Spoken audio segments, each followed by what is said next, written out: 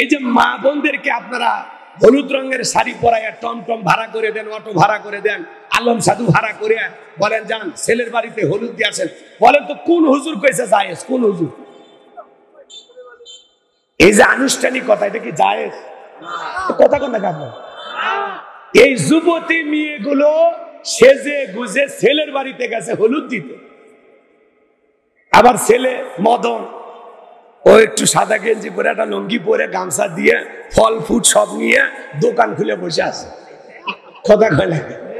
এখন যে সমস্ত মহিলারা হলুদ দিতে গেছে, ওরা মানে যে প্লেট আছে একটা ফাঁকা প্লেট, ফকির তো, ওই ফাঁকা প্লেটে 500 টাকা 1000 টাকা দেয় আর বলে দুলে ভাই আমি কিন্তু ওই যে পিঙ্কির সাথে বিয়ে হচ্ছে, ওর কিন্তু মামা তো বোন। কথা কয় না কেন? এই কথা বলে প্লেটে খাবার দিয়া ভালো করে বসে, ওই প্লেটে ওই ফকিরের 500 টাকা 1000 টাকা দিয়া ওখান থেকে পাইসটা বলে দুলে ভাই হা করে। দুলে ভাই হা করছে, ও তো জীবনে খায়নি, পাঙ্গাস মাছের মতো হা করছে। এই মেয়ে আবার হেব্বি সে আনা, দুলে ভাইয়ের মুখে না দিয়া 10 পর্যন্ত হ্যাঁ নিজের মুখে দিছে, দুলে ভাইকে 10 দিছে, দুলে ভাইকে খাওয়াইতে পারেনি, মানে দুলে ভাইয়ের মুখে না দিয়ে নিজের মুখে দিছে। বুঝতে পারছেন তো? বলে দুলে ভাই হা করে, এই কথা দুলে ভাই হা করছে, ও আবার নিজের মুখে দেখায় বলতেছে দুলে ভাই আপনারা ঠকাইলাম। তখন দুলে ভাই বলে আজকে ঠকা, সুযোগ পাইলে তোরেও ঠকাবে। কথা কান ঠিক না? এরকম আছে না নাই? এই কথা বলে এই যুবতী মেয়েরা ওই ছেলেটার গাল নেড়ে নেড়ে হলুদ দেয়। আছে না নাই? শোনে, হলুদ দেওয়া জায়েজ আছে, একটু মনোযোগ দেন। সিডি আর টেলিভিশন, ইন্টারনেট আর মোবাইল ফোন কেড়ে নিল মানুষের মন। খোদার কালাম লাঞ্ছিত হয়ে কাঁদছে রাতে দিন। বিদায় হতে চলেছেন নবীজির রক্তে মাখা দিন। তবে মানুষ তোমরা মনে রেখো, তবে মানুষ তোমরা মনে রেখো, একদিন তোর সোনার শরীর থাকবে না রে আর। মাটির দেহ মাটির মাঝে মিশবে ধুলাই। কিসের টাকা কিসের বাড়ি, ও তুমি কিসের করো জমিদারি। সঙ্গে তোমার কেউ যাবে না, পুরুষ কিংবা নারী। বট বৃক্ষে কোন সমহাল কে দিল রে লতার গাছে কদু। মৌমাছিরা কার আদেশে মৌসাকে দেয় মধু। শিমল গাছে কে দিল রে নরম নরম তুলা। চৈত্র মাসে কার আদেশে জমিন মাঝে ধুলা। কে বা হলো দিবারাত্রি দক্ষিণা হিমেল বায়ু।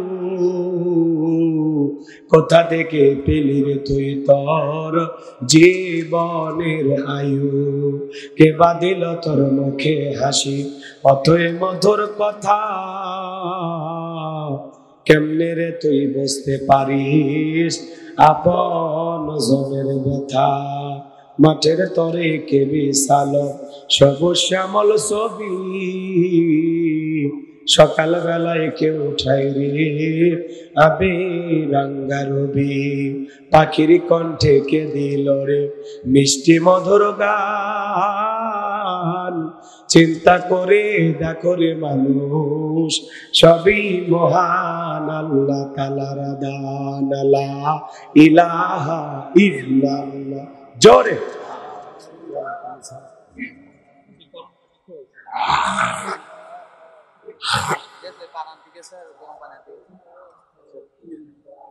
জোরে লা ইলাহা ইল্লাল্লাহ। জোরে যার দিলে আছে আমার আল্লাহর ভয়, যার মনে আছে আমার আল্লাহর ভয়। আল্লাহ আল্লাহ সব সময়। আহার নিদেরা ভালো লাগে না এই দুনিয়া, ভালো লাগে না, ভালো লাগে শুধু ইল্লাল্লাহ লা ইলাহা ইল্লাল্লাহ। জোরে জোরে লা ইলাহা। কিন্তু লোকজন পাঠায়, রাস্তার লোকগুলোকে ভিতরে নিয়ে আসে, একটু লোক পাঠায় অনুরোধ। জোরে লা ইলাহা ইল্লাল্লাহ, জোরে। যারা রাস্তায় আছেন ভাই একটু ভেতরে বসেন। লা ইলাহা ইল্লাল্লাহ, লা ইলাহা ইল্লাল্লাহু মুহাম্মাদুর রাসূলুল্লাহ। জবান ছেড়ে একবার কি পড়ছি সাল্লাল্লাহু আলাইহি ওয়াসাল্লাম। বাংলাদেশের ঐতিহ্যবাহী যশোর জেলার জিগরগাছার থানার অন্তর্গত হাজী আব্দুল মালিক সরদার হাফিজ মাদ্রাসা ও এতিমখানার উদ্যোগে আজকের ওয়াজ মাহফিলের সম্মানিত সুযোগ্য অনারেবল প্রেসিডেন্ট, জাতির শ্রেষ্ঠ সন্তান, বীর মুক্তিযোদ্ধা আলহাজ ডাক্তার আফম খলিলুর রহমান সাহেব, আল্লাহ পাক তার গোলামকে হায়াতি তৈয়বা সিয়াতি কুলিয়া দান করুন, সকলে বলুন আমিন। আজকের প্রোগ্রামের প্রধান অতিথি বিশিষ্ট রাজনীতিবিদ, সমাজসেবক, সম্মানিত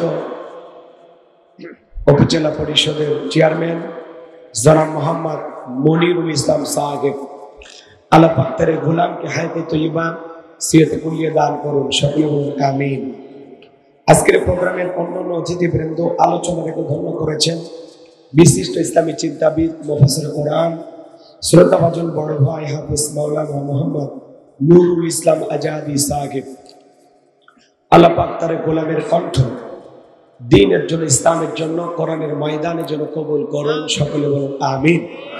মঞ্চে উপস্থিত সম্মানিত উলামায়ে কেরাম, সামনে বসা পিতৃ সমতুল্য মুরব্বী বাবাজিরা, কলিজার টুকরা প্রান্তের যুবক ভাইরা, ছোট ছোট সেনামানিকেরা, পর্দার আড়ালের সম্মানিত অবলা সরলা আবেদা সালেহা মা ও বোনেরা, প্রশাসনের সম্মানিত পুলিশের ভাইয়েরা, ডিবির ভাইয়েরা, জাতির বিবেক প্রিয় সাংবাদিক বন্ধুগণ, বিভিন্ন রাজনৈতিক দলের সম্মানিত নেতা কর্মী ভাইয়েরা, সবাইকে আরেকটিবার সালাম দিচ্ছি। আশা করছি সকলে সালামের জবাব জোরে সোরে দেবেন। আসসালামু আলাইকুম ওয়া রাহমাতুল্লাহি ওয়া বারাকাতুহু। আমরা শুকরিয়া আদায় করতেছি সেই মহান মনিবের দরবারে, আল্লাহ পাক সুবহানাহু ওয়া তাআলা অত্যন্ত দয়া করে, করুণা করে, মায়া করে, মহব্বত করে, ভালোবেসে, পছন্দ করে, অত্র এলাকা থেকে গণে গণে গুণান্বিত করে, যাচাই বাছাই করে, শুধুমাত্র কেবলমাত্র কোরআনুল কারীমের মহব্বতে আজকের মাহফিলে আসার বসার সুযোগ দান করেছেন। সেই মহান রবের দরবারে সিজদাবরত চিত্তে কালেমাতে শুকর আদায় করে পড়ছি আলহামদুলিল্লাহ। লক্ষ কোটি দরুদ সালাম মানবতার শ্রেষ্ঠ বন্ধু বিশ্বনবী বিশ্বনেতা যিনি আইয়ামে জাহিলিয়াতের যুগে আগমন করে অসভ্য মানুষগুলোকে সভ্য বানিয়েছেন, অভদ্র মানুষগুলোকে ভদ্র বানিয়েছেন, কোরআন নামের সংবিধান দিয়ে কোরআনের রাজ কায়েম করিয়া সোনালী যুগ পাহাড় দিয়ে মদিনার পাক ভূমিতে শায়িত আছেন। সে রাসূলের প্রতি কলিজা বড় মহব্বত নিয়ে পড়ছি দরুদ সালাম, সকলেই পড়ুন সাল্লাল্লাহু আলাইহি ওয়াসাল্লাম। সম্মানিত ভাইরা, আজকের এই প্রোগ্রামে আসতে পেরে বসতে পেরে আপনারা খুশি না বেজার? কারা কারা বেজার দুই হাত তুলে দেখান তো দেখি। কি আপনারা বেজার? না বুঝে তুলেছেন তাই না? এই সাইডেও কিছু বসার ব্যবস্থা করেছেন, যারা রাস্তায় আছে তাদেরকে একটু কাছে নিয়ে আসেন, একটু কাছে নিয়ে আসেন। যে ভাইরা ঝোঁকে তালে হাত তুললেন, বলেন তো সব জায়গায় তালে তাল মিলালে বিপদ আছে না? নাই। খালি জোশ থাকলে হবে না, জোশের সাথে হুশও থাকা লাগবে, কথা বলে ঠিক কিনা? আজকের মাহফিলে আসতে পেরে বসতে পেরে কারা কারা খুশি, মুখে নিয়ে হাসি, আওয়াজ দেবে বেশি।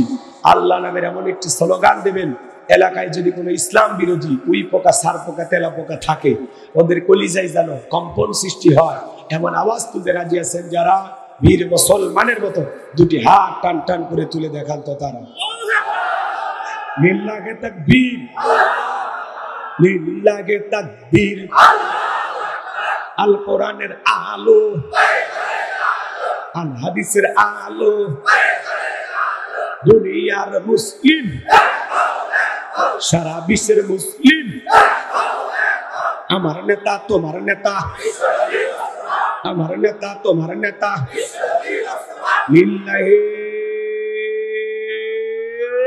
তাকবীর। আল কোরআনের আলো, আল হাদিসের আলো, দুর্নীতির আলো। হাতটাই বলে মাশাআল্লাহ, মারহাবা। আসতে কারো নাকে যেন না লাগে, হাত নামান। অনেকে ঝোঁকে তালে বলেই ফেলেছেন দুর্নীতির আলো ঘরে ঘরে জ্বালে। বাংলাদেশে দুর্নীতি দমন কমিশন আছে না নাই? এরপরে দুর্নীতি কমেছে নাকি ডিজিটাল কাজে বেড়ে চলেছে? দিন যত করাচ্ছে দুর্নীতির পাল্লা তত ভারী হচ্ছে, কথা বলেন ঠিক কিনা?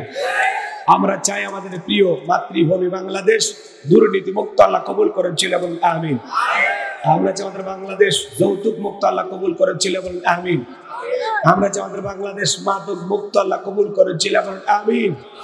আমরা চাই আমাদের বাংলাদেশ নাস্তিক মুক্ত আল্লাহ কবুল করেছিল এবং আমিন। সম্মানিত ভাইরা, আমার ভূমিকায় লম্বা কথা নয়, সরাসরি মূল আলোচনায় প্রবেশ করতে চাই। তারপরে দুইটি কথা না বললেই নয়। আমরা যত জায়গায় কথা বলতে যাই বলে হুজুর সাবধানে আলোচনা করবেন, ভুলে যাবেন না এলাকা কার। ওদের কথার সাইজ শুনে মনে হয় এলাকা ওদের বাবা। আছে না নাই? আওয়াজ দিলে পুরুষের মতো দেবেন, আমি করবো ওয়াজ, আপনারা দেবেন আওয়াজ, জবাব দিবেন ঠিক ঠিক, আলোচনা হবে কমপ্লিট। শ্রোতাদের স্পিরিটে বারে বক্তার হিট, আলোচনা হবে জায়গা মতো ফিট। কিছু আজ প্যান্ডেলে, কিছু আজ অ্যাঙ্গেলে, জ্ঞানী লোকের জন্য ইশারায় যথেষ্ট, কথা বলে ঠিক কি না?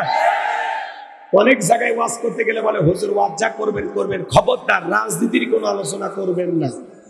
আছে না নাই? আপনারাই বলেন তো আমার বাড়ি কোন জেলা? গাইবান্ধা। গরিব এলাকায় বাড়ি দেখে আমার জেলার নামটা নিতে আপনাদের কষ্ট হচ্ছে, একটু জোরে বলেন আমার বাড়ি কোথায়? গাইবান্ধায়। আমি আসছি কোন জেলায়?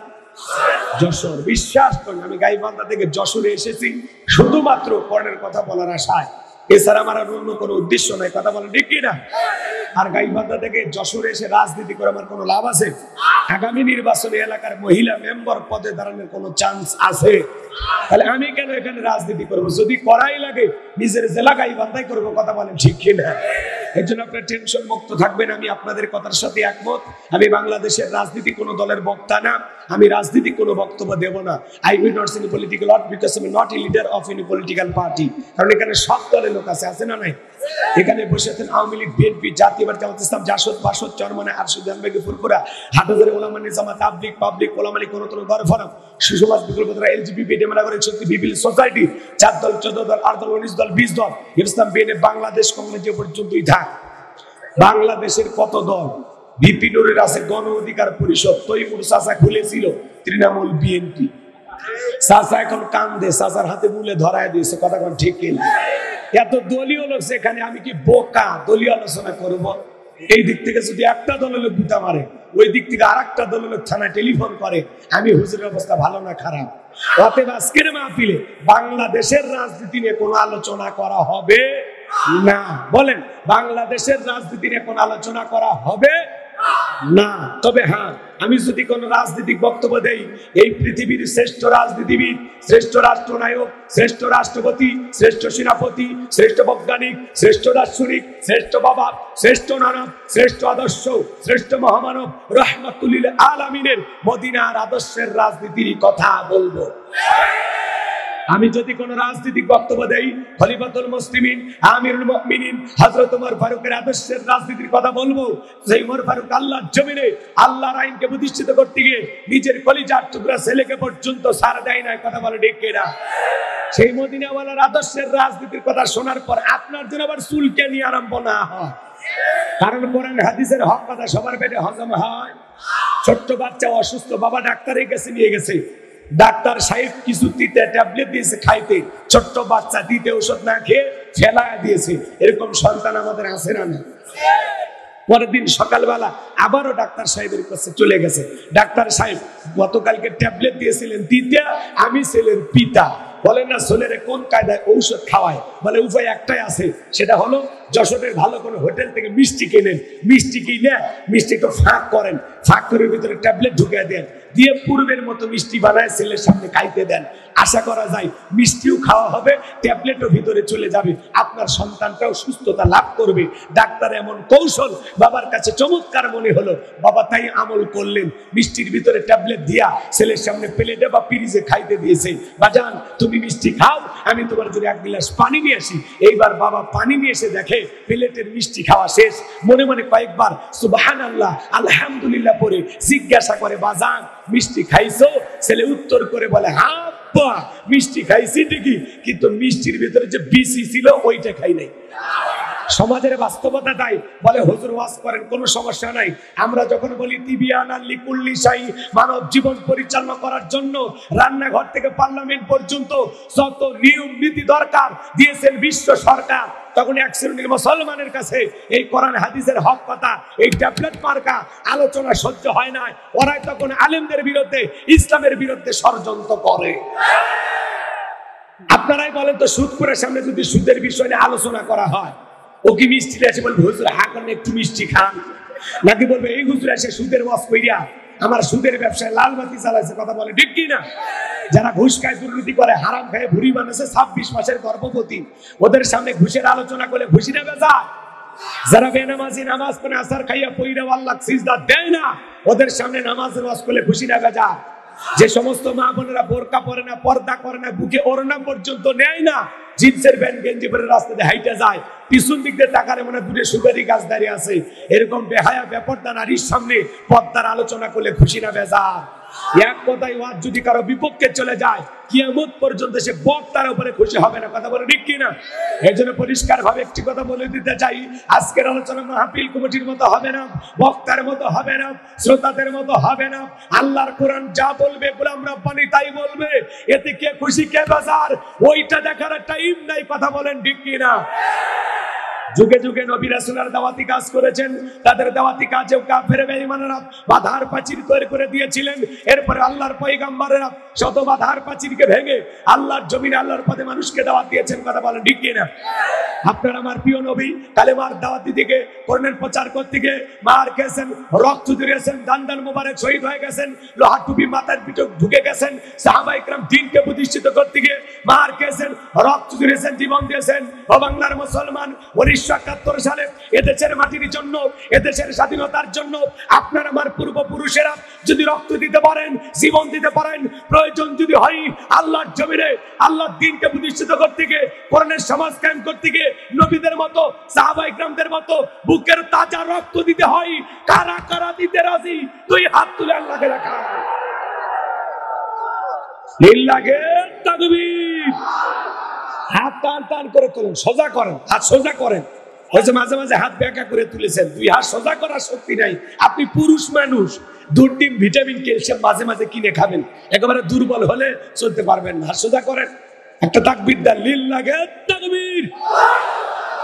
হাত সোজা করেন।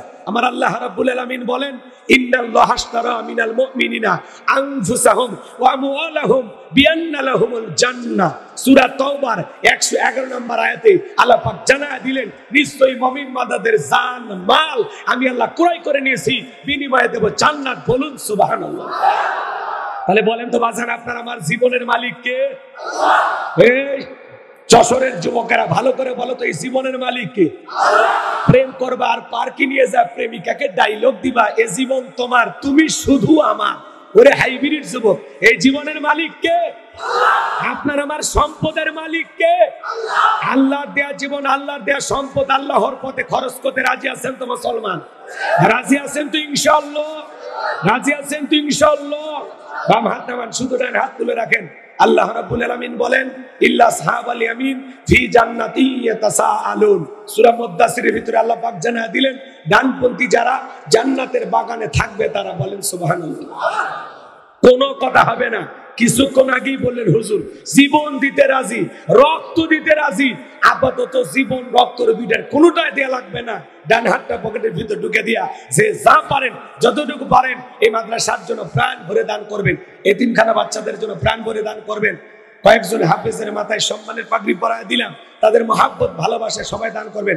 সোজা ডান হাত নিজের পকেটে দেন, অন্য কারো পকেটে হাত দিয়ে পকেট মারি বলে মার খেন না।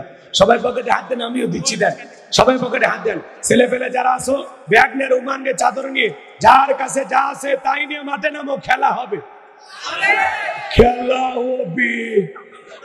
সবাই যাচ্ছে, সবাই একটু মেহরবানি, কই আপনারা লোকজন কই? সবাই পকেটে হাত দেন, সবাই পকেটে হাত দেন।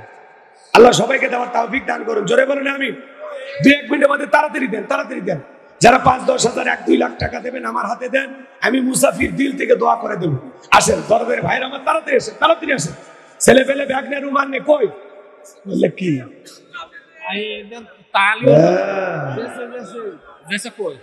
এগুলা স্বেচ্ছাসেবক কই আপনাদের? তাড়াতাড়ি ভিতরে পাঠাবেন, মহিলা পেটের লোক পাঠাবেন। আমার মা বোন যারা বসে আছেন, মা আপনারাও প্রাণ ভরে দান করবেন এই মাদ্রাসার জন্য। আমি জানি যশোরের মা বোনদের দিল খুবই নরম, তারা অনেক ভালো। আল্লাহ মা বোনদেরকে বেশি করে দান করা তৌফিক দান করুন। জোরে বলেন আমিন। সবাই একটু প্রাণ ভরে দেন, সবাই পকেটে হাত দেন, আল্লাহর হস্তে দান করেন। সবাই একটু প্রাণ ভরে দান করেন, সবাই পকেটে হাত দেন। 10, 20, 50, 200, 800, 500, 2000, 5000, 10,000, 1 লাখ, 2 লাখ, 5, 6 লাখ, যা পারেন দেন। আল্লাহর হস্তে পকেটে হাত দিয়ে প্রাণ ভরে টাকা বের করে দেন। খবরদার কেউ যেন বিড়ি ম্যাচ দিন না। 2014 সালে ওয়াজ করতে গেছিলাম রংপুর তারাগঞ্জ, ওই জায়গায় কালেকশন চলতেছিল। একজন ব্যাগের ভিতরে দিয়েছিল 2 প্যাকেট বিড়ি, দিয়ে লেখা দিয়েছে 1 প্যাকেট মাহফিল কমিটির আর 1 প্যাকেট বক্তা। কত বড় শয়তান ছিল!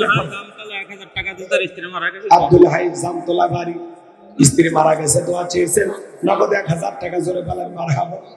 আল্লাহ তাআলা তার প্রিয়তম স্ত্রী কবরকে জান্নাতের বাগান বানায় দেন, দুনিয়া আখিরাতে ইজ্জত সম্মান বানায় দেন। জোরে বলেন আমিন। গলা টানে গলা, খালি রিভব বাড়ায় দেন। যে জিকির করেন লা ইলাহা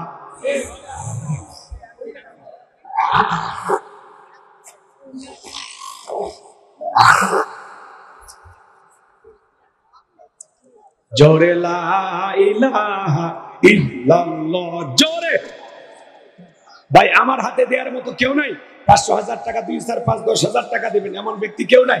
আসেন ভাই, 500,000 টাকা দেন, আমি মুসাফির দিল থেকে দোয়া করে দেব, আল্লাহ যেন বিশ্ব নবীর সাথে একই জান্নাতে কবুল করেন। জোরে বলেন আমিন।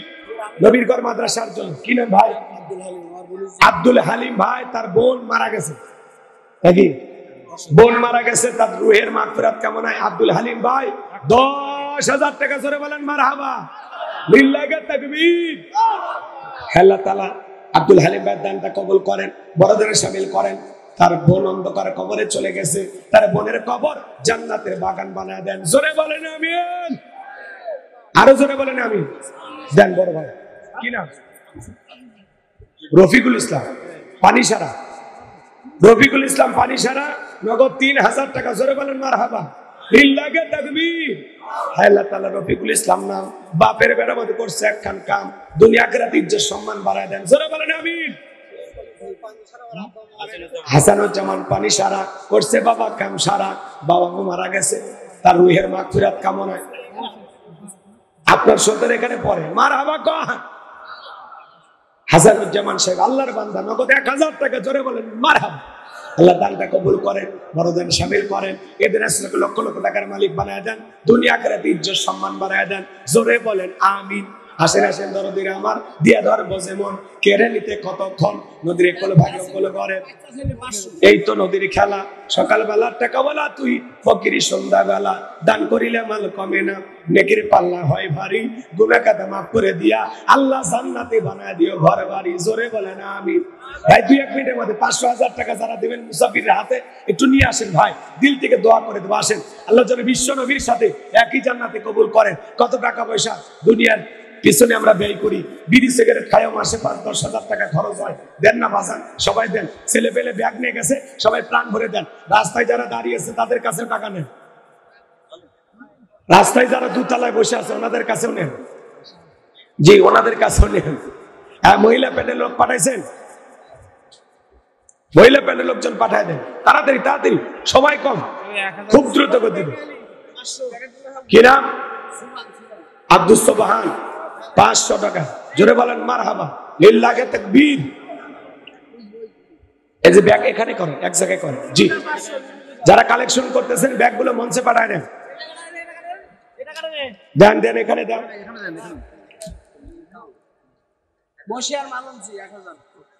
দেন এদিকে দেন টাকা। মশিউর রহমান মালঞ্চি, আল্লাহরে বান্দা, নগদ 1,000 টাকা। জোরে বলেন মারহাবা। অনেকে 500 টাকা, একজন 500 টাকা, আরেকজন 500 টাকা। আল্লাহ কবুল করেন। জোরে বলেন আমিন। আসেন আসেন দরদিরা আমার, দিয়ে ধরবো যেমন, কেড়ে নিতে কতক্ষণ, নদীরে কোল ভাঙে কোল করে।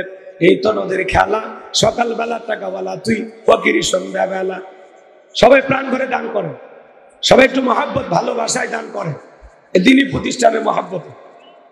জি জি, সবাই একটু মেহরবানি করে দেন। আল্লাহ সবাইকে দান করার তৌফিক দান করুন, জোরে বলুন আমিন। ভাই আর দেওয়ার মতো কেউ নাই? 500,000 টাকা আসেন আসেন। এই কোরআনের প্রতি আপনাদের ভালোবাসা আছে না? না। আল্লাহর কোরআনকে কারা কারা ভালোবাসেন একটু হাত তোলেন তো দেখি। লিল্লাহে তাকবীর, লিল্লাহে তাকবীর। কোরআনকে ভালোবাসার বিনিময়ে আল্লাহ তাআলা আপনাদেরকে জান্নাত হিসেবে কবুল করেন, জোরে বলেন আমিন। কোরআনের সুপারিশ আল্লাহ ভাগ্যে জুটায় দেন, জোরে বলেন আমিন। আমার ভাইয়েরা 2-1 মিনিটের মধ্যে আল্লাহর কোরআনকে মহব্বত করে ভালোবেসে রুহুল আমিন ভাই 1000 টাকা আল্লাহ কবুল করেন, জোরে বলেন আমিন। ভাই আমি মুসাফির, আপনাদের জন্য দিল থেকে দোয়া করে দেব, বিশ্ব নবীর সাথে আল্লাহ যেন একই জান্নাতে কবুল করেন। কোরআনের সুপারিশ আল্লাহ যেন ভাগ্যে জুটায় দেন। সোনার মক্কা মদিনা না দেখাইয়া আল্লাহ যেন মৃত্যু না দেয়। আমি মুসাফির তাহাজ্জুদ পড়ে ওই 30 জন বান্দার কথা স্মরণ করে আল্লাহর কাছে দোয়া করব। বলেন তো কোরআন কয় পারা? 30 পারা। এই 30 পারার জন্য এক পারার জন্য 1000 করে টাকা। 30 জন আল্লাহর বান্দা কে কে দেবেন? আমি মুসাফির দিল থেকে দোয়া করে দেব, আল্লাহ যেন বিশ্ব নবীর সাথে একই জান্নাতে কবুল করেন। কোরআনের সুপারিশ ভাগ্যে জোটায়া দেন। সোনার মক্কা মদিনা না দেখাইয়া আল্লাহ যেন মৃত্যু না দেয়। মুসাফির আমি আপনাদের জন্য দোয়া করব। কে কে আছেন এক পারার জন্য 1000 করে টাকা? হাত তোলেন। প্রতিপক্ষের ভাইরা যাবে, নামগুলো লিখে দেবেন। মনসুর ভাই এক পারার জন্য 1000 টাকা আল্লাহ কবুল করেন, জোরে বলেন আমিন। আল্লাহ তার হায়াত বাড়া দেন, জিন্দেগির গুনাহগুলো মাফ করে দেন, জোরে বলেন আমিন। এবার 2 নাম্বার পারা আল্লাহর কোরআনকে ভালোবেসে কোরআনের মহব্বতে, কি নাম ভাই? কি নাম? আব্দুল মান্নান ভাই। তার পেলি কই? আব্দুল মান্নান ভাই দ্বিতীয় পারা আল্লাহ কবুল করেন, কোরআনের সুপারিশ ভাগ্যে জোটায় দেন। 3 নাম্বার পারা আল্লাহর কোরআনকে ভালোবেসে কে আছে যে হুজুর আমি দেবো ইনশাআল্লাহ? কি নাম ভাই? হ্যাঁ, মাহবুবুর রহমান। আল্লাহর কোরআনকে ভালোবেসে 3 নাম্বার পারার জন্য 1000 টাকা আল্লাহ কবুল করেন, জোরে বলেন আমিন। আর কে আছেন 4 নাম্বার পারা আল্লাহর কোরআনকে ভালোবেসে কোরআনের মহব্বতে মুসাফির আপনার জন্য দোয়া করবো বাজান? কি নাম বলেন? কত টাকা পয়সা কত দুনিয়াতে খরচ হয়ে যায় ভাই, কি নাম? হাশেম আলী তরকারি বাজার, আল্লাহ কবুল করেন, জোরে বলেন আমি। 4 নাম্বার পারা হয়ে গেছে। 5 নাম্বার পারা আল্লাহর কোরআনকে ভালোবেসে ভাগ্যবান ব্যক্তি কে? হাত তোলেন, হাত তোলেন। সোনার ভাই আমার, কলিজার ভাই আমার, হাতটা তোলেন। কি নাম বলেন? 1000 টাকা। 5 নাম্বার পারা আল্লাহর কোরআনকে ভালোবেসে, কি নাম? মাশাআল্লাহ বোরহান। 5 নাম্বার পারার জন্য 1000 টাকা আল্লাহ কবুল করেন, জোরে বলেন আমিন। 6 নাম্বার পারার জন্য 1000 টাকা আল্লাহর কোন বান্দা? খুব দ্রুত দিলে দেন, না দিলে আলোচনা চলে যাবে, আর কষ্ট দেব না। কি নাম বলেন? কি নাম ভাই? হাতটা তোলেন। শোনা ভাই, দুনিয়ার সম্পদ টাকা পয়সা দুনিয়াতে পড়ে থাকবে, একটু দিলটা নরম করে। সিরাজুল সারের দোকান 1000 টাকা। 6 নাম্বার পারা হয়ে গেছে, আল্লাহ কবুল করেন। 7 নাম্বার পারার জন্য 1000 টাকা আল্লাহর কোন বান্দা? 1000 টাকা দেন সোনা ভাই আমার, দেন। অনেক ফুলের চাষ আপনারা করেন, কোটি কোটি টাকা ফুল বিক্রি করলেন 14 ফেব্রুয়ারিতে। বাংলাদেশে প্রায় 300 কোটি টাকার উপরে ফুল বিক্রি হয়েছে। এই টাকাগুলো গেল কোথায়? সবাই একটু প্রাণ করে দেন। আছে ভাই, আছে? কে আছেন বলেন? 6 নাম্বার পারার জন্য 1000 টাকা। কি নাম? দেবেন না? বাংলাদেশের এমন কোন জেলা নাই যে জেলায় 30 জন চাইলে পাই নাই। আপনাদের এখানে পাবো কিনা আল্লাহ জান। আল্লাহর কোরআনকে ভালোবেসে রসুলের সুপারিশ ভাগ্যে জুটবে, আমি দোয়া করবো ভাই। ওই যে চাচা মিয়া, কি নাম? হ্যাঁ, আতিয়ার রহমান। বাসা কোথায়? আচ্ছা, আপনারা চিনে নেন ওনার বাসা কোথায়। দেখেন হুজুর 1000 টাকা 6 নাম্বার পারার জন্য আল্লাহ কবুল করেন। 7 নাম্বার পারা মরহুম হাজী নূর বক্সের ছেলে 1000 টাকা এক পারার জন্য 7 পারা হয়ে গেছে, আল্লাহ কবুল করেন, জোরে বলেন আমিন। আল্লাহ তার বাবার কবরকে জান্নাতের বাগান বানায় দেন, জোরে বলেন আমিন। এবার 7 পারা হয়ে গেল। 8 নাম্বার পারা আল্লাহর কোরআনকে মহব্বত করে। কি নাম? খুব দ্রুত গতিতে কি নাম? জাহাঙ্গীর স্যার বলেন কি নাম? আছেন কেউ? আছেন? হ্যাঁ, নাই আর কেউ নাই? না, সভাপতি সাহেব দিবে তো ওনাকে। জি জি, কি নাম? কাশিম আলী একজন। এক পারার জন্য 1000 টাকা আল্লাহ কবুল করেন। 8 নাম্বার পারা হয়ে গেছে, আল্লাহ কবুল করেন, জোরে বলেন আমিন। 9 নাম্বার পারার জন্য 1000 টাকা। কি নাম বলেন ভাই? দেন, দিলে দেন, না দিলে বয়ান করি, চলে, কষ্ট দেওয়া যাবে না। আছেন কেউ? আছেন দেবেন?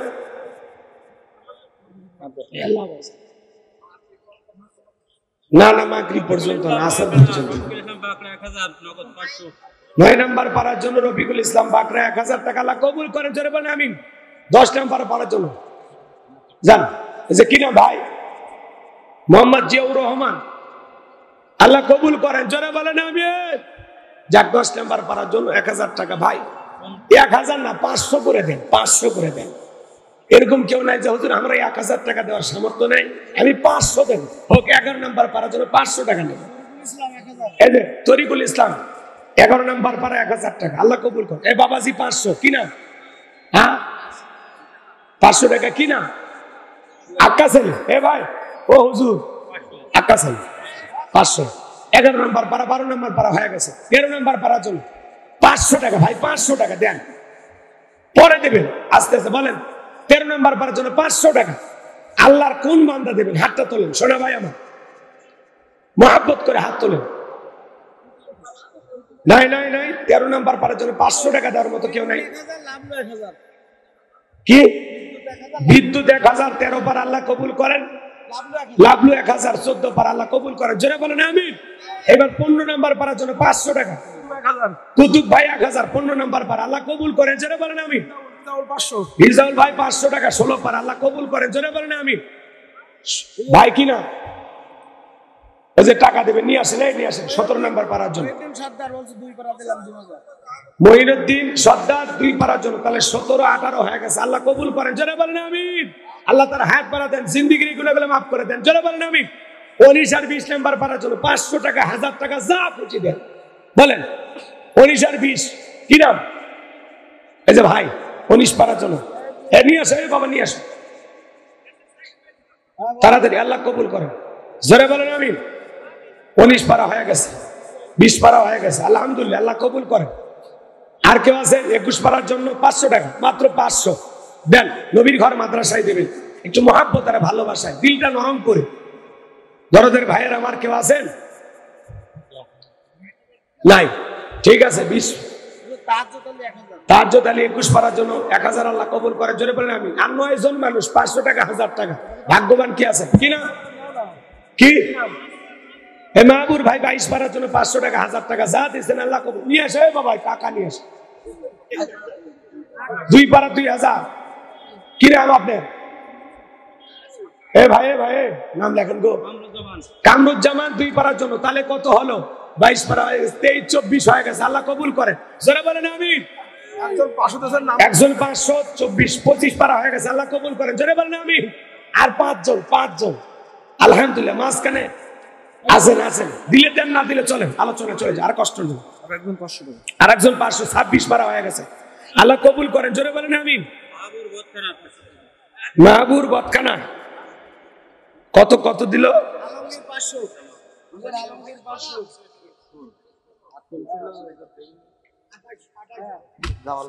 হ্যাঁ 26, 27। জামালউদ্দিন 1500, আচ্ছা আল্লাহ কবুল করেন। 27 পারা, 28 পারা হয়ে গেছে। সাদিকুর রহমান 29 পারা হয়ে গেছে, আল্লাহ কবুল করেন। আর একজন শেষ ভালো যার সব ভালো তার ভাগ্যবান 30 পারার জন্য 1000 টাকা। ওই যে হাত তুলছে, ওই যে ভাইও হাত তুলছে, উনিও 30 পারা, ও আল্লাহ কবুল করেন। কেরামত 500, আল্লাহ কবুল করেন। ভাই আমার 30 পারা, 1000 টাকা, আল্লাহ কবুল করেন, জোরে বলেন। এনামুল কামার পারা 30 পারার জন্য 1000, আল্লাহ কবুল করেন, জোরে বলেন আমিন।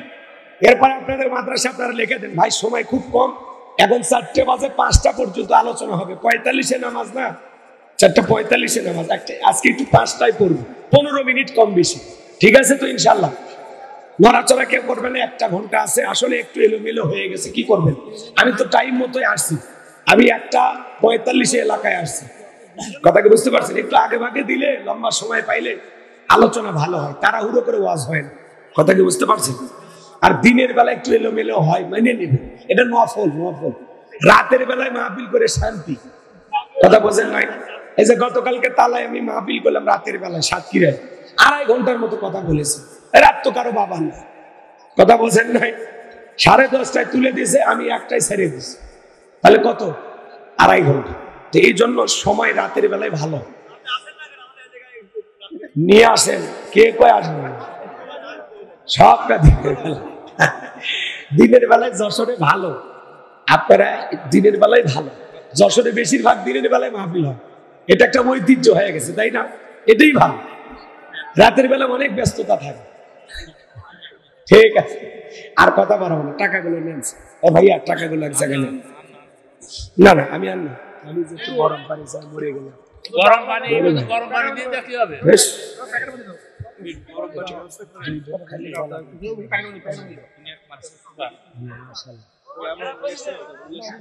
জি জি জি ভাই জি।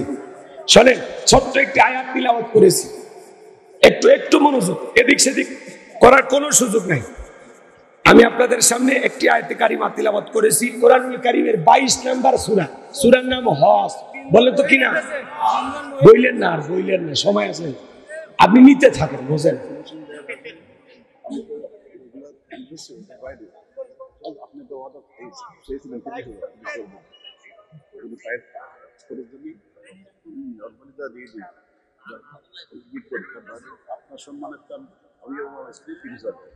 আলহামদুলিল্লাহ, আজকের মাহফিল লিল্লাহে তাকবীর।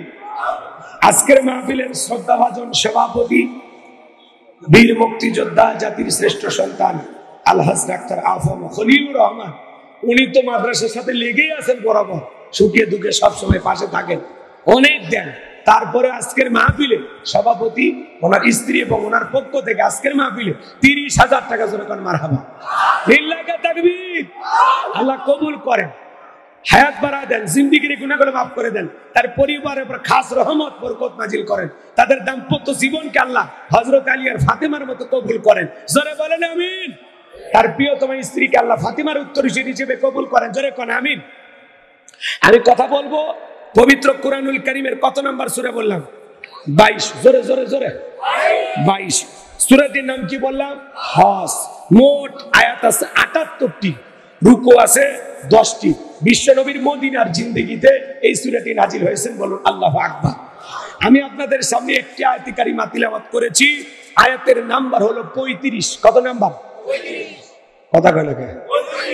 এ যুবক, ডিসকভার গাড়ি আছে না 135, খালি 100 বাদ দাও, থাকে কি? কথা কি বোঝা গেল যুবক? ভালোই তো বলছে নাকি? আয়াত নাম্বার কত? 35।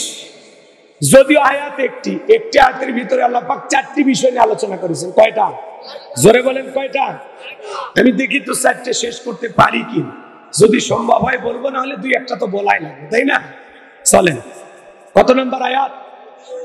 35। একটু জবান ছেড়ে সবাই আমার সাথে একটু মহব্বতে পড়েন।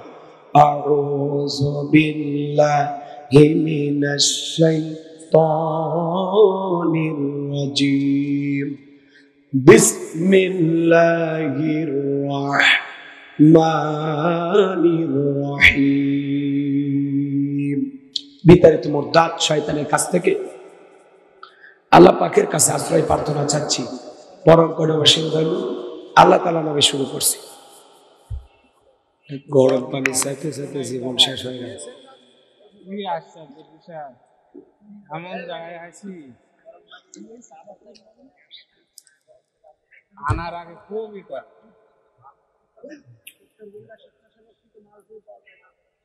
الذين إذا ذكر الله وجلت قلوبهم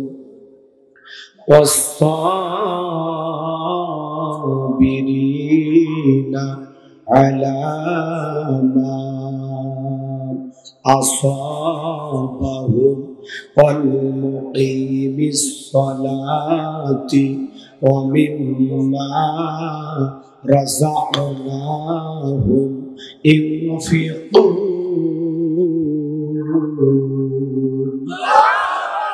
বিতাড়িত মুরতাদ শয়তানের কাছ থেকে আল্লাহ পাকের কাছে আশ্রয় প্রার্থনা চাচ্ছি। পরম করুণাময় দয়ালু আল্লাহ তাআলার নামে শুরু করছি। সূরার নাম হজ, আয়াত নাম্বার 35। কোরআন থেকে যদি আলোচনা করি আপনাদের কোনো সমস্যা আছে? বলো তো বাজান, এই কোরআনের মধ্যে কোনো ভেজাল আছে? কোনো মিথ্যা আছে? কোনো ধোঁকা আছে? থাকবে কি করে? কিতাবটি নাজিল করেছেন কে? আল্লাহ রাব্বুল আলামিন বলেন, যালিকাল কিতাবুল লা রাইবা ফি। এটি এমন একটি কিতাব, যে কিতাবের মধ্যে কোনো সন্দেহ নাই, কোনো সংশয় নাই, কোনো মিথ্যা নাই, কোনো ধোঁকা নাই। There is no doubt. বলুন আল্লাহু আকবার। হুদাল লিল মুত্তাকিন, মুত্তাকি বান্দাদের জন্য গাইডলাইন হিসাবে, পথ প্রদর্শক হিসাবে আসমান থেকে কিতাবটি নাজিল করেছেন কে? সেই কিতাবের আলোচনা শুনে লাভ না লস? লাভটাকে আমার আল্লাহ জানায় দিলেন, وَإِذَا قُرِئَ الْقُرْآنُ فَاسْتَمِعُوا لَهُ وَأَنصِتُوا لَعَلَّكُمْ تُرْحَمُونَ। সূরা আরাফ আয়াত নাম্বার 204 আমার আল্লাহ রাব্বুল আলামিন জানায় দিলেন, তোমাদের সামনে যখন কোরআন পাঠ করা হয়, কোরআনের আলোচনা করা হয়, চুপ করে কান লাগিয়ে মনোযোগ সহকারে কোরআনের কথাগুলো শ্রবণ করো। যারা চুপচাপ কোরআনুল কারীমের কথাগুলো শ্রবণ করবে, আমার আল্লাহ রাব্বুল আলামিন আসমান থেকে তাদের উপরে আল্লাহর রহমত বৃষ্টির মতো নাজিল করবেন। বলেন সুবহানাল্লাহ। এই জায়গায় আল্লাহর রহমত নাজিল হইতেছে, এই বিশ্বাস আপনাদের দিলে আছে না নাই? সম্মানিত ভাইরা আমার, এদিক সেদিক যাবার কোনো সুযোগ নাই, ডাইরেক্ট আলোচনা। আল্লাহ তাআলা কি বলেন একটু মনোযোগ দিয়ে শুনবেন। আল্লাযীনা ইযা যুকিরাল্লাহু ওয়াজিলাত কুলুবুহুম। আল্লাহ তাআলা দিকে বলেন যারা আমার ঈমানদার বান্দা। জোরে বলেন কি বান্দা? আচ্ছা, আমরা সবাই ঈমানদার নাকি সন্দেহ আছে বলেন তো?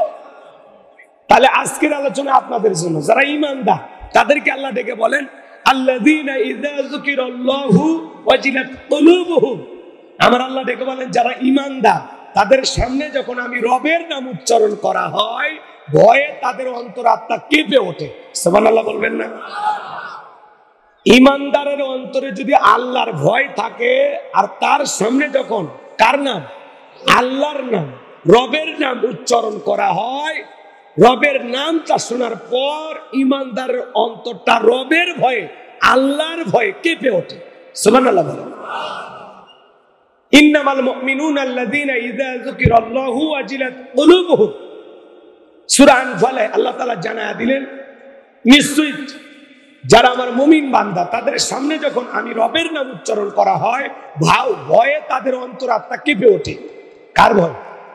আর জোরে বলেন কার ভয়? একটু মনোযোগ দিয়ে শোনেন। প্রথমের পয়েন্টটা হলো ভয়। কার ভয়? রবের ভয়। আল্লাহু আকবার বলেন। আল্লাযীনা ইযা যুকিরাল্লাহু ওয়াজিলাত কুলুবুহুম। যারা ঈমানদার তাদের সামনে যখন আমি রবের নাম উচ্চারণ করা হয়, ভয়ে তাদের অন্তরাত্মা কেঁপে ওঠে। যার অন্তরে আল্লাহর ভয় আছে, বলেন তো তারে কি পিটাইয়াও গুনাহ করানো সম্ভব? ভালো করে বুঝবেন, কথার পয়েন্টটা মনে রাখেন। আমি যে কথাটা আপনাকে উদ্দেশ্য করে বলতেছি, এমন ভাবে কথাটা উপস্থাপন করব আপনার দিলের ভিতরে যদি অন্তরের ভিতরে ভাইরাস আর মরিচা না থাকে, তাহলে বুঝবেন যে না, আমাকে এইভাবে চলা উচিত। কথা কি বুঝতে পারছেন? একটু মনোযোগ দেন। আমার আল্লাহ বলেন আল্লাযীনা ইযা যুকিরাল্লাহু ওয়াজিলাত কুলুবুহুম। যারা ঈমানদার তাদের সামনে যখন আমি রবের নাম উচ্চারণ করা হয়, ভয়ে তাদের অন্তরাত্মা কেঁপে ওঠে। কেমন ভয়? যার অন্তরে আল্লাহর ভয় আছে। ভালো করে বুঝবেন, গভীর মনোযোগ দিয়ে শুনবেন। ইয়া আইয়ুহাল্লাযীনা আমানুত্তাকুল্লাহ। হে ঈমানদারগণ, আমি আল্লাহকে ভয় করো। হাক্কা তুকাতিহি, ভয় করার মতো ভয় করো। যার অন্তরে আল্লাহর ভয় আছে, সে কোনোদিন সুদ খাইতে পারে না, ঘুষ খাইতে পারে না, জিনা করতে পারে না, মিথ্যা বলতে পারে না, গীবত করতে পারে না, অহংকার করতে পারে না, খাদ্যে ভেজাল দিতে পারে না, ওজনে কম দিতে পারে না, দুধে পানি মিশাইতে পারে না, জমিরাল ঠেলতে পারে না, গান শুনতে পারে না, অশ্লীল কথা বলতে পারে না, মা বাবাকে কষ্ট দিতে পারে না, বিবির হক নষ্ট করবে না, সন্তানদের সাথে খারাপ ব্যবহার করবে না, প্রতিবেশীর হক নষ্ট করবে না, আত্মীয় স্বজনের হক নষ্ট করবে না, রাষ্ট্রের হক নষ্ট করবে না, জনগণকে কষ্ট দেবে না। এইভাবে হাজার হাজার বলা যায়, কিন্তু অত সময় আছে? একটু মনোযোগ দেন। আল্লাযীনা ইযা যুকিরাল্লাহু ওয়াজিলাত কুলুবুহুম। যাদের অন্তরে আল্লাহর ভয় আছে, রবের নাম উচ্চারণ করার সঙ্গে সঙ্গে যাদের অন্তরে, এদিক খেয়াল করেন, রবের নাম উচ্চারণ করার সঙ্গে সঙ্গে যাদের অন্তরটা আল্লাহর ভয়ে কেঁপে ওঠে, এই মানুষগুলো কখনো গুনাহ করতে পারে? মাথায় টুপি, মুখে দাড়ি, এমনও আছে আল্লাহওয়ালা সরকারি অফিস আদালতে বসে আছে, এখানে লেখা আছে আমার অফিস ঘুষ মুক্ত, দুর্নীতি মুক্ত। কথা কয় না কেন? লেখা থাকে না ভাই? কি কয়? লেখা থাকে না? আমরা তো ওই যে সাইনবোর্ডটা লাগাইছে ওর মধ্যে তো ঘুষের দুর্গন্ধ পায়। কারণ ওইটার মধ্যেও দুর্নীতি কইছে, ওইটা ছাপাইতে যে বাজেট হইছে ওখানেও মাইরে হয়েছে। কথা কয় না কেন? বলছে লেখা আছে আমার অফিস দুর্নীতি মুক্ত, ঘুষ মুক্ত। ওই যে সাইনবোর্ডটা লাগাইছে ওখানেও দুর্নীতির গন্ধ পাওয়া যায়। কথা কন ঠিক কি না? সমাজে এরকম আছে না নাই? ভাই একটু হক কথা বলা লাগবে, মন খারাপ যেন করে না। ঠিক আছে তো? বিরক্ত হবেন না তো ইনশাআল্লাহ? যাদের অন্তরে আল্লাহর ভয় আছে, সরকারি কর্মকর্তা অফিসে বসে আছে, আহারে টাকা ফাইল ছাড়া নিচতলা থেকে উপরতলা যায় না, এমন অফিস এই দেশে না থাকলে ভারতে আছে না? না কথা কর না কে ভাই? দেশের বাজে 12টা, ওদের হয় ভুরি মোটা। দেশের বাজে 12টা, ওদের হয় ভুরি মোটা। এ দেশের ওরাই নেতা, এ দেশের ওরাই হোতা, সত্য কথা নাই বলিবার। চারিদিকে দেখি শুধু অন্ধকার, চারিদিকে দেখি শুধু অন্ধকার। আছে না নাই? রাগ করতেছেন মনে হয়? আল্লাহর ভয় ভালো করে বুঝবেন বাজান গো আমার। আল্লাযীনা ইযা যুকিরাল্লাহু ওয়াজিলাত কুলুবুহুম, যারা ঈমানদার বান্দা তাদের সামনে যখন আমি রবের নাম উচ্চারণ করা হয়, ভয়ে তাদের অন্তরাত্মা কেঁপে ওঠে। যাদের অন্তরে আল্লাহর ভয় আছে তারা কখনো গুনাহ করতে পারে? জোরে বলেন পারে?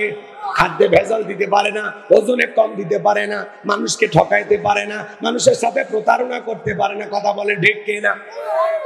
বিশ্ব নবীর প্রিয় সাহাবী খলিফাতুল মুসলিমিন আমিরুল মুমিনিন হযরত ওমর ফারুক রাদিয়াল্লাহু তাআলা আনহু খেলাফতের দায়িত্ব পাওয়ার পরে তাহাজ্জুদের সালাত আদায় করার পর বিবিকে ডেকে বলে, ও আব্দুল্লাহর মা, রাঙা তরবারি দাও, ছদ্মবেশ ধারণ করে আমাকে দেখতে হবে জনগণ সুখে আছে না দুঃখে আছে। আল্লাহ খেলাফতের দায়িত্ব দিয়েছে, ঘরে বসে থাকলে চলবে না, জনগণের দুঃখ দুর্দশার খোঁজ খবর নিতে হবে। বলেন আল্লাহু আকবার। প্রিয়তমা স্ত্রী রাঙা তরবারি নিয়ে এসে দিলেন।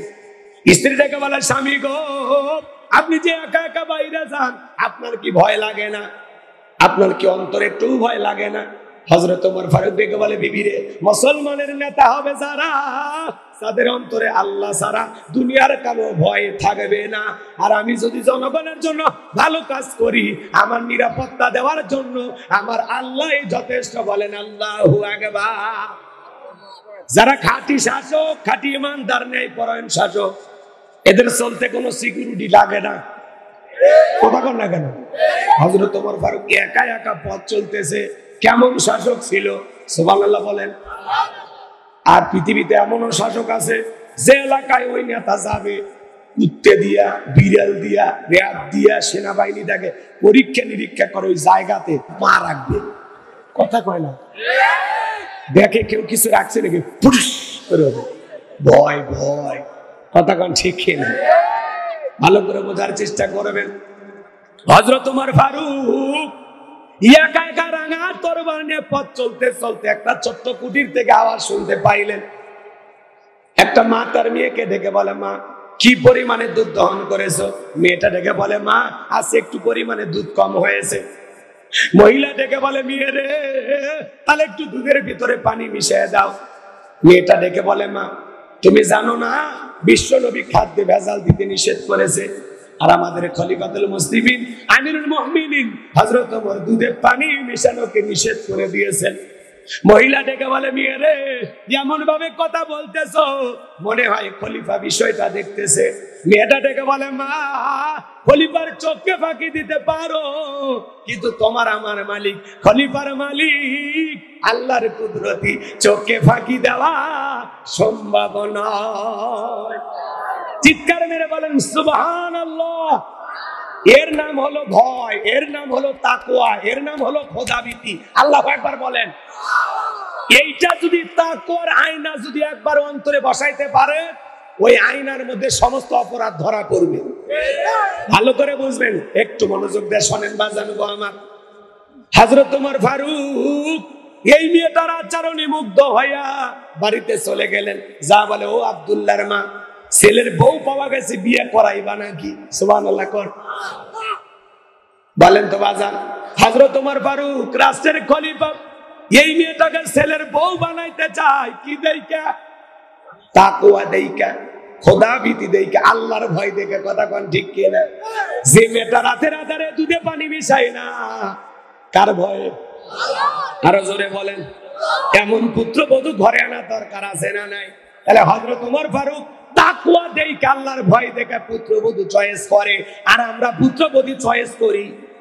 ওই যে বিশ্ব রোডে বৈশা চা খান, আর ওই সময় একটা মেয়ে চুল শ্যাম্পু করে অটো ভ্যানে চলে যায়, দেখে বলে যাক তো ভালোই লাগলো, কার মেয়ে খোঁজ খবর নেই। আসলে না, যে মেয়েটা বেপরদায় কলেজে যাইতেছে তাকে দেখে পছন্দ করে যদি আপনার পুত্রবধূ বানায় ঘরে নিয়ে আসেন, এই বেটার বউ কোনোদিন শ্বশুরকে রান্না করে খাওয়াবে না। কথা কোন ঠিক কিনা? বউ চয়েস করা লাগবে কেমনে? আজকে পুত্রবধূ আমরা চয়েস করি এলোমেলো ভাবে, যে একটু যৌতুকের টাকা বেশি দিতে পারে তারে চয়েস করে। আছে না নাই? আপনাদের এলাকা অবশ্য এরকম নাই, যৌতুক অবশ্য যশোরের নাই বললেই চল। আমাদের এলাকার আঞ্চলিক ভাষায় একটা কথা বলি, মন খারাপ যান করেন না, ঠিক আছে? রাগ যান করেন না, করবেন নাকি? এক মুরব্বী চাচার 4টে বেটা, আর গরম কি জানেন? সেই গরম। চায়ের দোকানদারকে বলে এক কাপ চা দে, কই চাচা মিয়া আজকে আপনার তোমার সেই গরম, ব্যাপার দিক কয় বড় ছেলের বিয়ের ডাক উঠছে, কয় কত, কয় 3.5 লাখ টাকা নিয়ত করেছি, 5 লাখ টাকা হলে ছেলের বিয়ে দেব। মানে বেটা পালিনি, পালছে দেশি হারিয়ে গরু। কথা বল ঠিক কিনা? এরকম যৌতুক লোভী বাবা আছে না নাই? কাঁচা পায়খানা খাওয়া যেমনি হারাম, কন্যা পক্ষের কাছ থেকে জোর করে যৌতুক দাবি করা তেমনি হারাম। কথা বলেন না কেন? যৌতুকের টাকা না খায় ওইটা খা, ওইটা খা। কথা কর না খায়, আছে না নাই? আপনি জোর করে যৌতুক নেন, আপনার সাহস কম না?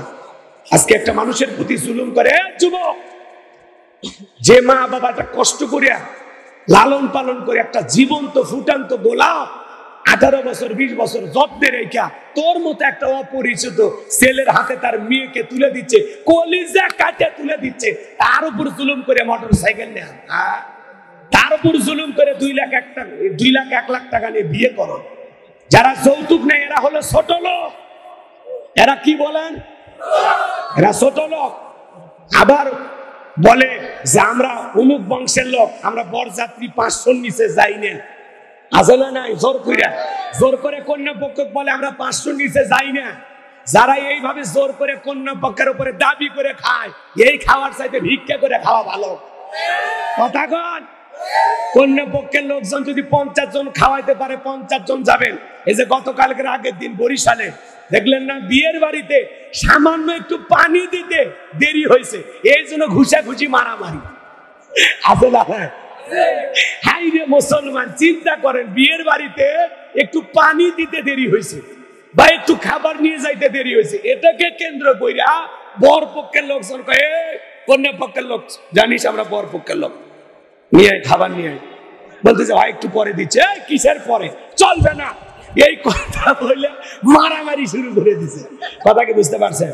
তাহলে চিন্তা করেন, সামান্য পানি দিতে দেরি হয়েছে, এটাকে কেন্দ্র করে যারা কন্যা পক্ষের বাড়িতে যা মারামারি করে, এদেরকে যে আমি ছোট লোক বলে কি অন্যায় করছি? এদের কি কোনো ব্যবহার আছে? এরা কি ভদ্র মানুষ?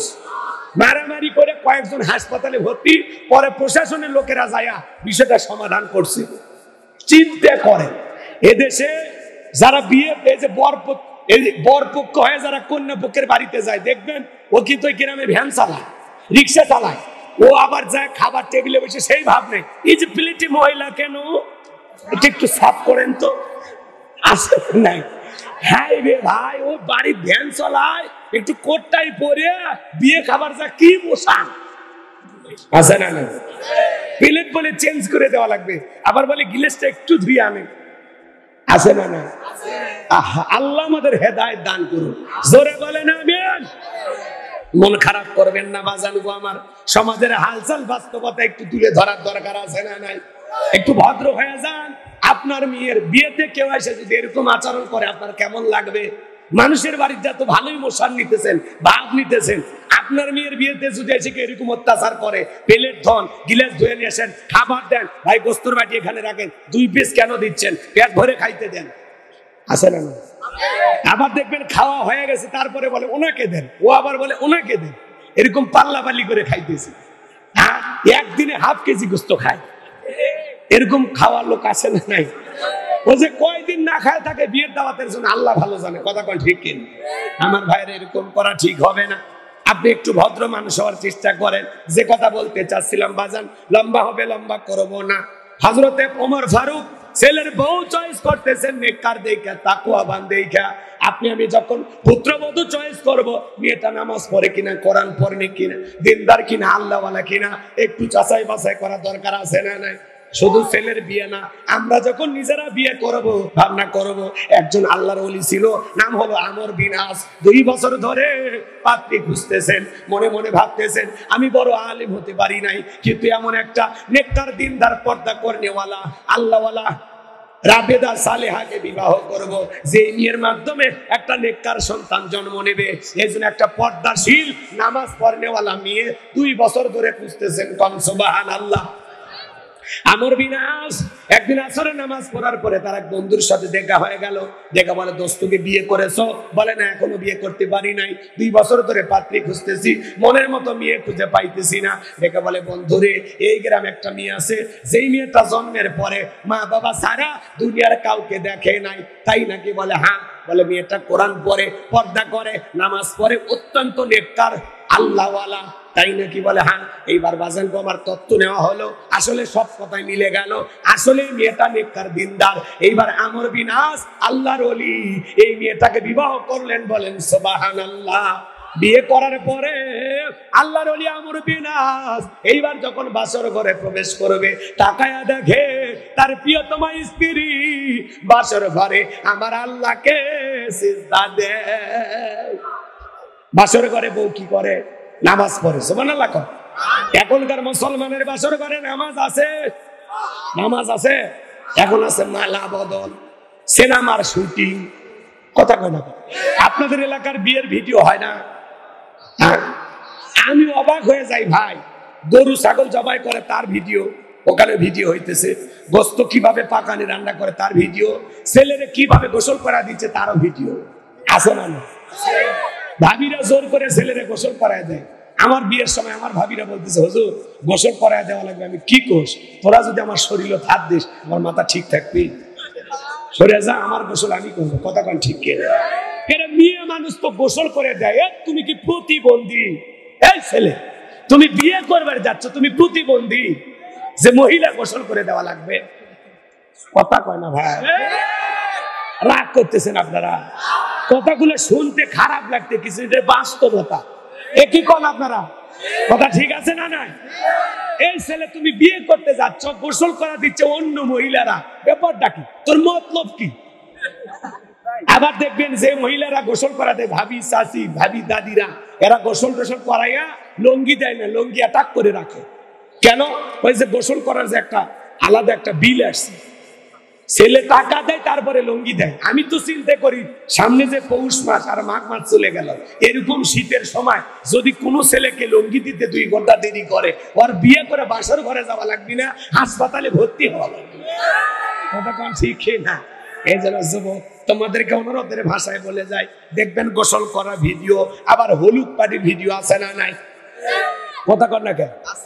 এই যে মা বোনদেরকে আপনারা হলুদ রঙের শাড়ি পরাইয়া টমটম ভাড়া করে দেন, অটো ভাড়া করে দেন, আলম সাধু ভাড়া করে বলেন যান ছেলের বাড়িতে হলুদ দিয়ে আসেন।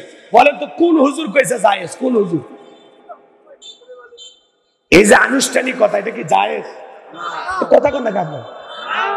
এই যুবতী মেয়েগুলো সেজে গুজে ছেলের বাড়িতে গেছে হলুদ দিতে। আবার ছেলে মদন, ও একটু সাদা গেঞ্জি পরে, একটা লঙ্গি পরে, গামছা দিয়ে, ফল ফুট সব নিয়ে দোকান খুলে বসে আছে। কথা কয় না? এবং যে সমস্ত মহিলারা হলুদ দিতে গেছে, ওরা মানে যে প্লেট আছে, একটা ফাঁকা প্লেট, ফকির তো, ওই ফাঁকা প্লেটে 500 টাকা 1000 টাকা দেয়, আর বলে, দুলে ভাই আমি কিন্তু ওই যে পিঙ্কির সাথে বিয়ে হচ্ছে, ওর কিন্তু মামা তো বোন। কথা কয় না কেন? এই কথা বলে প্লেটে খাবার দিয়া ভালো করে বসে, ওই প্লেটে ওই ফকিরের 500 টাকা 1000 টাকা দিয়া ওখান থেকে পাইসটা বলে, দুলে ভাই হা করে। দুলে ভাই হা করছে, ও তো জীবনে খায়নি, পাঙ্গাস মাছের মতো হা করছে। এই মেয়ে আবার হেব্বি সে আনা, দুলে ভাইয়ের মুখে না দিয়া 10 পর্যন্ত, হ্যাঁ, নিজের মুখে দিছে। দুলে ভাইকে 10 দিছে, দুলে ভাইকে খাওয়াইতে পারেনি, মানে দুলে ভাইয়ের মুখে না দিয়ে নিজের মুখে দিছে। বুঝতে পারছেন তো? বলে দুলা ভাই হা কর, এই কথা দুলা ভাই হা করছে, ও আবার নিজের মুখে দেখায় বলতেছে দুলা ভাই আপনারা ঠকাইলাম। তখন দুলা ভাই বলে আজকে ঠকা, সুযোগ পাইলে তোরেও ঠকাবো। কথা কান ঠিক না?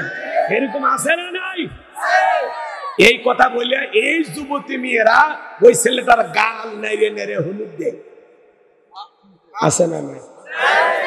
শোনে, হলুদ দেওয়া জায়েজ আছে, একটু মনোযোগ দেন। বিশ্ব নবীর কাছে একজন সাহাবী হাজির হয়ে গেল। নবীজি চেহারার মধ্যে তাকায় দেখে একটু হলুদ লাগানো, সুবহানাল্লাহ। আমার নবীটিকে বলে গতকালকে তোমার মনে বিয়ে হয়েছে তাই না? বলে হ্যাঁ হুজুর। তো হলুদ লাগাইছে কে তোমার? বলে হুজুর আমার স্ত্রী। সুবহানাল্লাহ। নবীজি তখন মুস্কি হাসলেন আর সুবহানাল্লাহ বলেন। তার মানে কি ওই সাহাবীর গায়ে তার স্ত্রী হলুদ লাগায় দিয়েছে, আপনার স্ত্রী যদি আপনার গায়ে হলুদ লাগায় দেয় এটা জায়েজ। কথা কয় না? কিন্তু যুবতী শালী আপনারে হলুদ লাগাবে, নিঃসন্দেহে এটি হারাম, এটি জায়েজ হতে পারে। এই জন্য হলুদ মাখানের যদি এত ইচ্ছা থাকে, বাসর ঘরে 2 বাটি হলুদ আগেই পিষে ঘুষে রেডি করেন। বাসর ঘরে কিচ্ছু করার দরকার নাই, হলুদ মেখে সারা রাত কেটে যায়। কথা কয় না কেন? রাগ করছেন আপনারা? যুবক তোদের পরিবর্তন হতে হবে। অনুরোধ করে বলি বাবা, বিয়ে করবি কর, এগুলো হলুদ উৎসব, মেহেদি উৎসব, রং তামাশা, গীত গান বাজনা, এরকম বক্স নিয়ে এসে ডিক ডিক আওয়াজ দেয়, এগুলো মাটি কাঁপানো, এগুলো গান বাজনা বন্ধ করো। আল্লাহ যুবকদের হেদায়েত দান করেন, জোরে বলেন আমিন। আর বিয়েতে ভিডিও করা বন্ধ করো। কথা কয় না? কিসের ভিডিও করো তুমি? পাগলা ছেলে, মানুষ খাইতেছে গোস্ত এরকম চাপাইতেছে তারও ভিডিও। মানুষ খাইতে দেখে ভিডিও করে। কথা রাগ করছেন আপনারা? আপনারাই বলেন, সবাই খাচ্ছে সেখানে যে ভিডিও কি দরকার? বাসর করে আবার মালা বদলের ভিডিও, ক্যামেরাম্যান আবার বলে ভাই একটু ইসমাইল হাসি, ভাবিকে একটু চেপে ধরেন, লোকজনের সামনে ধরতেছে। কত বড় মানে মাতাল হয়ে গেছে, আর মানে পিনি খুঁজছে পিড়িতে। কথা কন ঠিক কিনা? মানুষের সামনে বউ চাপে ধরতেছে, মালা দিতেছে, হাসি তামাশা করতেছে, মনে হয় ছোটখাটো সিনেমার শুটিং চলতেছে। এরকম আছে না? না, মুসলিম যুবক যুবতী এরকম অসভ্য বেহাপানা করতে পারে না। তোর চোখে কি লাজ লজ্জা নাই? একটু শরম নাই? বেটা ছেলে, আল্লাহ যুবকদের হেদায়েত দান করুন। আরো আসতে কোন আমি আমর বিন আস্তা কায়া দেখে বাসর করে তার প্রিয়তমা স্ত্রী নামাজ আদায় করে, এমন দৃশ্য দেখার পরে মনটা ভইরা গেছে। বিবি যখন নামাজ আদায় করা শেষ হয়ে গেল, দেখেন বাসর করে নামাজ, সুবহানাল্লাহ বলেন, নতুন জীবন শুরু করতেছেন, 2 রাকাত নফল নামাজ পড়ে শুরু করেন, আল্লাহর কাছে দোয়ার মাধ্যমে শুরু করেন। কথা বলেন ঠিক কিনা? গান বাজনা কি লাফালাফি নাচানাচি এগুলো থেকে আল্লাহ যুব সমাজকে হেদায়েত দান করেন, জোরে বলেন আমিন। এবার আমর বিনাস বাসর করে প্রবেশ করার পর স্বামী স্ত্রীর মধ্যে সালাম আদান প্রদান হয়ে গেল। এইবার প্রিয়তমা স্ত্রী মুখের ঘোমটা তোলার পর এক নজর তাকাইয়া মনের ভিতরে কষ্ট নিয়ে বাসর ঘর থেকে বের হয়ে আসলেন। প্রিয়তমা স্ত্রী মনে মনে ভাবে, আমি তো স্বামীকে কিছুই বললাম না, কেন আমার স্বামী ঘর থেকে বের হয়ে গেল? বিষয়টা আমি বুঝতে পারলাম না। ভালো করে বুঝবেন। এইবার মেয়েটা 1 পা 2 পা করে ঘরের দুয়ারে এসে তাকায় দেখে স্বামী বাড়ির বাইরে বারান্দাতে দাঁড়িয়ে আছে। দেখে বলে, স্বামী, জীবনে কোনোদিন কোনো পুরুষ আমাকে স্পর্শ করে নাই, আমি কোনো পুরুষের চেহারাও দেখি নাই, আপনি আমার জীবনের প্রথম পুরুষ। শুনেছি আপনি আল্লাহর অনেক বড় ওলি, যদি আজকে আপনি আমার হক না আদায় করেন, কঠিন কিয়ামতের ময়দানে আমি আল্লাহর দরবারে আপনাকে আসামি বানাবো। আল্লাহর ওলির অন্তরে ভয়। বাসর ঘরে প্রবেশ করলেন, বিবির সাথে ভালোবাসা বিনিময় হয়ে গেল। এইবার ভালোবাসা বিনিময় করার পর পরের দিন সকালবেলা উঠে চলে গেল। 1 নয় 2 নয় 25টা বছর অতিবাহিত হয়ে গেল, আর বিবির কাছে আসে না, বইয়ের খবর নেয় না। 25 বছর পরে তাদের দাম্পত্য জীবনের কি ঘটনা ঘটে আপনারা কি একটু শুনবেন? 25 বছর কেন স্ত্রীর কাছে আসলেন না, 25 বছর পরে কিভাবে পরিচয় হয় আপনারা কি একটু শুনবেন? কারা কারা একটু হাত তোলেন তো দেখি। লিল্লাহে তাকবীর। তাহলে হযরত ওমর ফারুকের কথা মনে আছে না নাই? ছেলের বউকে চয়েস করতেছেন তাকওয়া দেইকা। এজন্য বাজার গো আমার, তাকওয়া মানে অন্তরে আল্লাহর ভয়।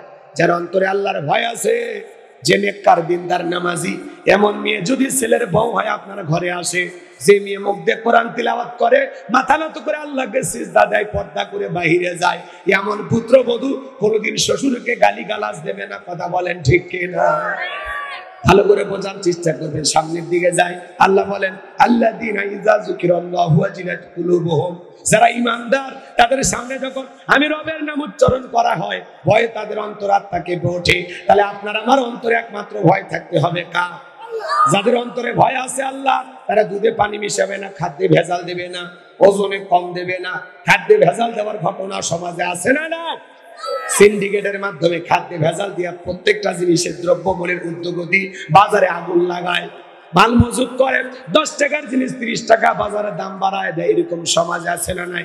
যারা সিন্ডিকেটের মাধ্যমে প্রত্যেকটা জিনিসের দাম বাড়াইয়া জনগণের প্রতি জুলুম করতেছেন, আজ হোক কাল হোক আল্লাহর দরবারে প্রত্যেকটা টাকার জবাব একদিন দিতে হবে। কথা বলেন ঠিক কিনা? মদিনার বাজারে আমার নবীজি গেলেন, বিশাল একটা খেজুরের স্তূপ। আমার নবী খেজুরের স্তূপের ভিতরে হাত ঢুকিয়ে দিলেন, ভিতর থেকে কিছু খেজুর বের করলেন, তাকায় দেখেন খেজুরগুলো ভিজা। আমার নবী দেখে বলেন, কি ব্যাপার সাহাবী? ওপরে খেজুরগুলো শুকনো, ভিতরের খেজুরগুলো কেন ভিজা? ডেকে বলেন, হুজুর আজকে একটু পানি হয়েছে মদিনার আকাশে, এই জন্য একটু খেজুরগুলো ভিজে গেছে। আমার নবী ডেকে বলেন, সাহাবী এমন কথা বলবা না, আজকে মদিনাতে কোনো বৃষ্টি হয় নাই। মনে রাখবা, এরকম প্রতারণা করা যাবে না। মাংবাসা ফালাইসা মিন্নি, যে আমার উম্মতের সাথে প্রতারণা করে, আমার উম্মতকে ধোঁকা দেয়, সে আমার দলভুক্ত হতে পারবে না। এজন্য বাজার গো আমার খাদ্যে ভেজাল দেওয়া যাবে না, ওজনে কম দেওয়া যাবে না। বিশেষ করে মাছের ব্যবসা যারা করে, গোছের ব্যবসা যারা করে, অনেক ক্ষেত্রে একটু ওজনে কম বেশি দেয়, এমন আছে না নাই? আবার যারা দেখবেন বাড়িতে বাড়িতে চাল ডাল ক্রয় করে, এরা নেওয়ার সময় বেশি নেয়, দেওয়ার সময় কম দেয়, আছে না নাই? এজন্য বাজান গো আমার, আল্লাহর ভয় যাদের অন্তরে আছে, এরা সুদ খাইতে পারবে না, ঘুষ খাইতে পারবে না, জিনা করতে পারবে না, জবিরাল চলতে পারবে না, খাদ্যে ভেজাল দিতে পারবে না, ওজনে কম দিতে পারবে না। আল্লাহর ভয়ে সকল গুনাহ থেকে কারা কারা নিজেকে বাঁচিয়ে রাখবেন? 2 হাত তুলে আল্লাহকে দেখান। আল্লাহর ভয়ে আজ থেকে আমরা শপথ গ্রহণ করব, কোন গুনাহ করব না। কোন গুনাহের কাজ করার আগে নিজেকে বলবে, তুমি যা করো সব কে দেখতেছে? হ্যাঁ, এই চিন্তা যদি সামনে থাকে, তাহলে আপনি গুনাহ করতে পারবেন না, যে আমি যা করতেছি সব আমার আল্লাহ দেখতেছে। কথা বলে ঠিক কিনা? এবার 2 নাম্বার, আমার আল্লাহ রাব্বুল আলামিন বলেন, ওয়াসসাবিরিনা আলা মা আসাবাহুম। আল্লাহু আকবার। আমার আল্লাহ ডেকে বলেন, যারা বিপদ আপদ মুসিবতে সবর করে, ধৈর্য ধারণ করে, ওয়াসসাবিরিনা আলা মা আসাবাহুম, বিপদ আপদ মুসিবতে সবর করা দরকার আছে না নাই? ধৈর্য ধারণ করা দরকার আছে না নাই? জোরে বলেন, আছে না নাই? সবরকারী বান্দা হতে হবে, ধৈর্যশীল বান্দা হতে হবে। এই পৃথিবীতে ধৈর্যের পরীক্ষা দিয়েছিলেন আল্লাহর পয়গম্বর আইয়ুব আলাইহিস সালাম। একটু জোরে কোন সুবহানাল্লাহ। কি নাম বলছি? সবর। আপনি যদি ধৈর্য ধারণ করতে পারেন, আপনার জীবনে সফলতা দেবেন কে? ইন্নাল্লাহা মা'আস সাবিরিন। ধৈর্যশীল বান্দাদেরকে ভালোবাসেন কে? সবর। সবরের ফল আপনি পাবেন। আপনি যদি ধৈর্য ধারণ করতে পারেন, সফলতা আপনার আসবেই ইনশাআল্লাহ। মানে কোন মানুষ যদি সবর করে, ধৈর্য ধারণ করে, আল্লাহ তাকে বিমুখ করে না, এর পুরস্কার আল্লাহ তাকে দেয়। বলেন না কেন? সবরের পুরস্কার কে দেয়? আরো জোরে বলেন, কে দেয়? তাহলে এই একটু খেয়াল করেন, ওয়াসসাবিরিনা আলা মা আসাবাহুম। মুমিন জীবনের সবচেয়ে গুরুত্বপূর্ণ একটা পয়েন্ট হলো সবর, ধৈর্য ধারণ করা। কথা বলেন না কেন? একটু মনোযোগ দিবেন, এদিক খেয়াল করেন। আল্লাহর পয়গম্বর আইয়ুব আলাইহিস সালাম কতটা সবরকারী এবং ধৈর্যশীল পয়গম্বর ছিলেন, একটু খেয়াল করেন। পয়গম্বরের টাকা পয়সা সোনা দানা কোনো কিছুর অভাব নাই, তারপরে সবসময় জবান দিয়ে জিকির করেন কার? আর একটু জোরে বলেন কার? শয়তান একদিন আল্লাহ তাআলাকে ডেকে বলেন, আল্লাহ আইয়ুব আলাইহিস সালামের সবকিছু আছে, তার টাকা পয়সা ধন দৌলত ক্ষেত খামার কোনো কিছুর অভাব নাই, বিবি সন্তান, এই জন্য বসে বসে আপনার জিকির করে। এগুলো যদি কেড়ে নেওয়া হয়, আপনার পয়গম্বর আইয়ুব আপনাকে ভুলে যাবে। জোরে বলা যাবে না নাউজুবিল্লাহ। আমার ভাইয়েরা, এই কথা যখন শয়তান বললেন, আমার আল্লাহ ডেকে বলে, শয়তান রে, আমার পয়গম্বর আইয়ুব আমাকে কখনো ভুলে যেতে পারে না। শয়তান ডেকে বলে, আল্লাহ তাহলে একটু ওয়াদা দেন, একটু পরীক্ষা করি। আমার আল্লাহ ডেকে বলে, যাও পরীক্ষা করে দেখতে পারো, কিন্তু আমার আইয়ুব কখনো আমাকে ভুলে যাবে না, জিকির বন্ধ করবে না। বলেন সুবহানাল্লাহ। এইবার বাজান গো, আমার আল্লাহর পয়গম্বর আইয়ুব আলাইহিস সালামের ফসলের মাঠে যত ফসল ছিল সব ফসল নষ্ট করিয়া মানুষের সুরত নিয়া শয়তান যায় বলে, ও পয়গম্বর, তোমার ফসলের জমিতে যত ফসল ছিল সব ফসল নষ্ট হয়ে গেছে, একটু ফসল নাই। আল্লাহর পয়গম্বর ডেকে বলে, এতদিন এই জমিগুলো থেকে যে আল্লাহ তাআলা ফসল দিয়েছিল, সে আল্লাহ তাআলার হুকুমে এই বছর যেহেতু আমি ফসল পাবো না, এতে আমার আফসোস নাই, মন খারাপ নাই, আমি শুকরিয়া আদায় করে পড়ছি আলহামদুলিল্লাহ। ফসল নষ্ট হয়ে গেছে, তারপরে কি বলে? কথা কয়। আর আপনি আমি জমির ধান পাইকে গেছে, বোঝেন তো? ভাষা বোঝেন না? আমার ভাষা বোঝেন না? জমির ধান কি হয়েছে? পাইকে গেছে। আপনি হয়তোবা 2 দিন পর কামলা দিয়া বা কৃষিক্ষেত্রের লোক লাগাইয়া এই ধানগুলো কেটে বাড়িতে নিয়ে আসি, কিন্তু ঠিক আল্লাহর কাছে দোয়া করে বলতেছেন, আল্লাহ একটু জমির ধানগুলো যেন খারাপ থাকে। আপনি যেদিন কামলা লাগাবেন তার আগের দিন, মাঠে লোক লাগাবেন তার আগের দিন একটু হালকা বৃষ্টি হইয়া, একটু হালকা ঝড় তুফান হইয়া জমির ধানগুলো পড়ে গেছে। আপনি সকালবেলা ফজরের নামাজ পড়ে জমিতে যা দেখেন খারাপ ধান কি হয়ে গেছে, পড়ে গেছে, শুয়ে আছে। এই দৃশ্য থেকে মাথার টুপি খুলে বলে, আল্লাহ এটা একটা কাম করলে। কথা কয় না? এরকম মুসলমান আছে না? নাই? আচ্ছা বলেন তো, ঝড় তুফানে আপনার জমির ধান যদি 2-1 মণ পরেও যায় ঝড় তুফানে, হয়তো 25 মণের জায়গায় আপনি 23 মণ পাইলেন, আল্লাহ যদি চাই পরের বছরে ওই জমিতে 30 মণ দেওয়ার ক্ষমতা আল্লাহর আছে না নাই? আপনার রিজেকে, আপনার তকদিরে যতটুকু আছে ততটুকু ফসল আপনার ঘর পর্যন্ত পৌঁছায় দেবেন কি? আপনার রিজেকে যা আছে ততটুকুই আপনি পাবেন। তাহলে আপনি শুকরিয়া আদায় করবেন কা? আর আপনি কি করেন, আল্লাহ এটা কাম করলে কি সবরকারী হওয়া যাবে? তো খালি ওয়াজ এমনি গল্প করতেছি না, এখান থেকে শিক্ষা আছে না? না, বিপদ আপদ মুসিবতে সবর করা লাগবে, ধৈর্য ধারণ করা লাগবে। কথা বলে ঠিক কিনা? তাহলে ফসলের জমির যদি একটু বিষয় যায়, তারপরেও কি আলহামদুলিল্লাহ, আল্লাহ আমার রিজেকে যা আছে আমি তাই পাবো। কথা কন ঠিক কিনা? এরপরে শোনেন, তাহলে আমার রিজেক যতটুকু আল্লাহ তাআলা ফসলের জমি থেকে ঘর পর্যন্ত পৌঁছায় দিবেন ততটুকুই আমার প্রাপ্য ছিল। 2-1 দানা যদি নষ্ট হয়ে যায়, 2-1 মণ যদি জমিতে পড়ে যায়, ওটা আমার রিজেকে ছিল। আর ওইটা নিয়ে আমি কখনো আফসোস করব? মনে থাকবে তো ইনশাআল্লাহ, সেটা যে কোনো ফসলের ক্ষেত্রে হোক। ঠিক আছে তো? এবার শোনেন, পয়গম্বরের উর্দুম বা ছাগল যেগুলো ছিল সব মরে গেছে, একটা বেঁচে নেই। এরপরে আইসে বলে রাখালের সুরত নিয়ে, ও পয়গম্বর, উর্দুম বা ছাগল যা ছিল সব তো শেষ, একটা বেঁচে নেই। পয়গম্বর দেখে বলে, এতদিন এগুলো থেকে আল্লাহ তাআলা অনেক উপকার নেওয়া সুযোগ আমাকে করে দিয়েছে, এগুলো মারা গেছে, আমার কোনো আফসোস নাই, এজন্য আমি মন খুনুন না, আমার মনটা খারাপও না, আমি আল্লাহর শুকরিয়া আদায় করে পড়ছি আলহামদুলিল্লাহ। একটু জোরে বলেন, কি বলেছে? আর আমরা একটা ছাগলের বাচ্চা মারা গেলে 3 দিন শোক পালন করি। কথা কয় না? আমার গ্রামের এক লোক গরুর বাছুর হইয়াই মারা গেছে, বুঝেন তো নাকি? গাভীর পেট থেকে কি বের হয়? বাছুর। ওই বাছুরটা হইয়া কি হয়েছে? মারা গেছে। চাচা লঙ্গি কোন জায়গায় তুলে দৌড়াচ্ছে আমি আর ওটা বললাম না, আপনারা বুঝে নেন। কথা বুঝছেন? একেবারে চাচা বর্ডারত লঙ্গি তুলছে, তুলে যাইতেছে। আমি তখন বলে, চাচা মিয়া কই জানে ভাবে? তখন বলতেছে, সেই কথা বলিস না বাবা, আল্লাহর চোখ নেই। জোরে কর নাউজুবিল্লাহ, আরেকটু জোরে কর নাউজুবিল্লাহ। আমি তখন বলে, চাচা মিয়া ঘটনা কি হয়েছে খুলে কন তো। তখন বলতেছে, আমার গাভীর বাছুর হয়েই মারা গেছে। তখন আমি বললাম, চাচা আমি এই যে ছোট একটা বিপদ দিয়ে আল্লাহ বড় বড় বিপদ থেকে আপনাদেরকে আল্লাহ তাআলা হেফাজত করতেছেন। এই যে একটু বাছুর মারা যায়, মুরগি মারা যায়, একটা ছাগল মারা যায়, এগুলোর দ্বারা আল্লাহ তাআলা পরীক্ষা নেন। কথা কয় না? আল্লাহ কি নেন? পরীক্ষা নেন। আপনি এত হতাশ হয়েছেন, আল্লাহ বাছুর না মারে আমাকে মারলো নাকি? তখন আমি বললাম, চাচা মিয়া বাছুর মারাতে যে খেপা খেপছেন, আপনারে মারলে তো আজরাইলের নামে থানায় মামলা দিতেন। কথা কয় না কেন? এরকম সমাজে আছে না নাই? বাজান গো, এরপরে আল্লাহর পয়গম্বরের সন্তান যারা ছিল মারা গেল। এইবার এসে খবর দেওয়া হলো, ও ও পয়গম্বর, তোমার সন্তান যারা ছিল মারা গেছে, বেঁচে নাই। আল্লাহর পয়গম্বর ডেকে বলে, এতদিন এই সন্তানগুলো আমার ছিল, আল্লাহ তাআলা আমার সন্তানগুলোকে আমার কাছে রেখে দিয়েছিলেন, তাদের সমস্যা হয়েছে, এতে আমি আফসোস করব না, মন খারাপ করব না। আমি আল্লাহর শুকরিয়া আদায় করে পড়তেছি আলহামদুলিল্লাহ, জীবন মৃত্যুর মালিক আল্লাহ, আল্লাহ দিয়েছিল, আল্লাহ নিয়ে গেছে, এতে আমার আফসোস করার কিছুই নাই। কথা বলেন ঠিক কিনা? জীবন মৃত্যুর মালিক কে? আমাদের অনেকেরই বাচ্চা কাচ্চা থাকে, সন্তান জন্ম নিয়ে মারা যায়, আমরা হ্যাঁ হুতাশ করি, আছে না নাই? অনেক মা বোনেরা বিলাপ করে কান্নাকাটি করে বলে আল্লাহ দিলু তেলিলু গে, আছে না? আছে। কারণ মা বাবা যদি মারা যায়, অনেক মা বোন আছে বিলাপ করে কান্নাকাটি করে, আছে না নাই?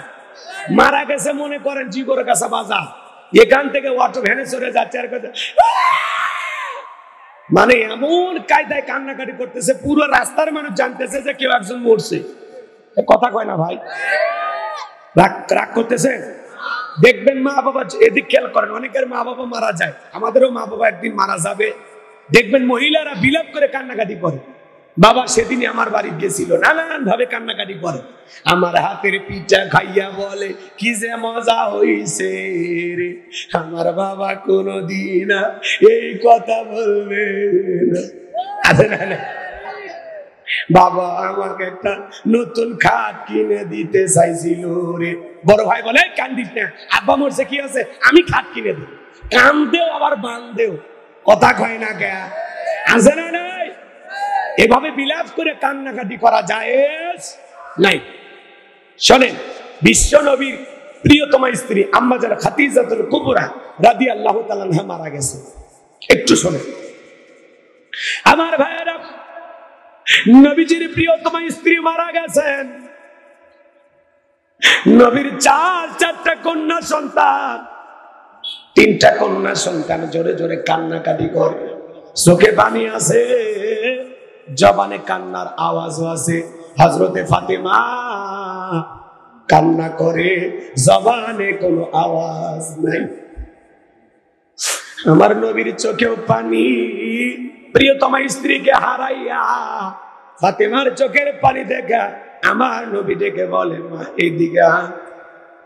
ফাতেমাকে ইশারা দিয়ে কাছে ডাকলেন, ডাকার পরে জিজ্ঞাসা করেন মা আমার 3টা মেয়ে কান্নাকাটি করে, ওদের কান্নার আওয়াজ শোনা যায়, তুমি কান্না করছো মা, তোমার কণ্ঠে কোনো আওয়াজ নাই। ভালো করে বুঝবেন, হযরতে ফাতেমা কান্নাকাটি করেন, জবানে কোনো আওয়াজ নাই।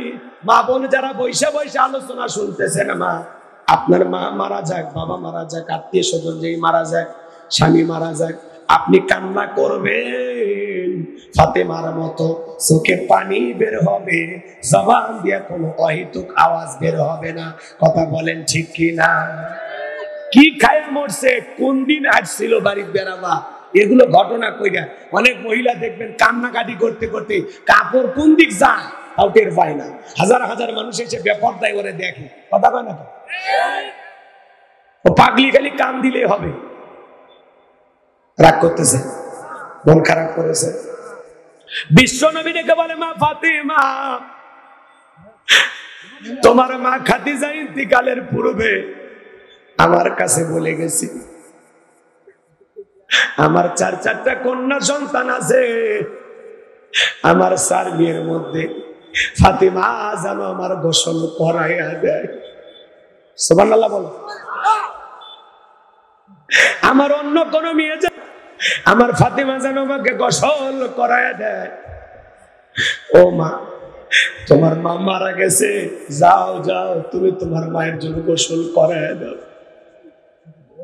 হযরতে ফাতেমা আম্মা জান খাদিজাতুল কুবরা রাদিয়াল্লাহু তাআলা আনহাকে গোসল করাইয়া দিলেন। আম্মা জান খাদিজা ইন্তিকালের পূর্বে কবরের ভয়ে আমার নবীকে ডেকে বলেন, নবী দীর্ঘদিন আপনার সংসার করলাম, হঠাৎ করে না জানি কোন দিন বিদায় হবে, কোন দিন আমি মারা যাই নবী জানি না। আমি আপনার কাছে কয়েকটা জিনিস চাইব নবী গো, আমার ইন্তিকালের পরে নাম্বার, আপনার একটা জুব্বা আছে নবী গো, ও নবী ওই জুব্বাটা দিয়া আমার কাপড়ের কাপড় বানায়া দেবেন। ও নবী 2 নাম্বার দাবি, আপনি নিজে জানাজার ইমামতি করবেন, আমার কবর একটু ঘোরাঘুরি দিবেন।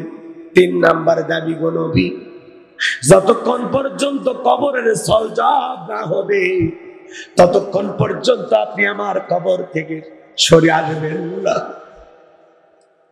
হযরত খাদিজাতুল কুবরা রাদিয়াল্লাহু তাআলা আনহা কেমন ভাগ্যবতী রমণী, যেই নারীটাকে আসমানের মালিক আল্লাহ সালাম দিয়েছিলেন, সুবহানাল্লাহ বল। সে আম্মা জান খাদিজা কবরে যাওয়ার সময় বড় ভয় করে। মা বোন যারা আলোচনা শুনতেছেন মা একটু মনোযোগ দিয়ে শোনেন যে কথা বলতে চাচ্ছিলাম। আম্মা যারা খাদিজার ইন্তিকাল হয়ে গেল, নবীজির কাছে যা যা চেয়েছিলেন আমার নবী ডেকে বলে, মা ফাতিমা আমার এই জুব্বাটা তোমার মাকে গোসল করায়া দাও, দাও পরাইয়া দাও। হযরতে ফাতিমা আম্মা জান খাদিজাতুল কুবরা রাদিয়াল্লাহু তাআলা আনহা গোসল করায়া দিলেন। নবীজির জুব্বা শরীরে কাপনের কাপড় বানায়া পরাইয়া দিলেন। আমার নবীজি নিজে জানাজার ইমামতি করলেন, কবরের ভিতরে ঘোরাঘুরি করলেন। লাশটা কবরে রাখার পর আম্মা জান খাদিজাতুল কুবরাকে কবরে রাখার পর কবরে মাটি দেওয়া হলো।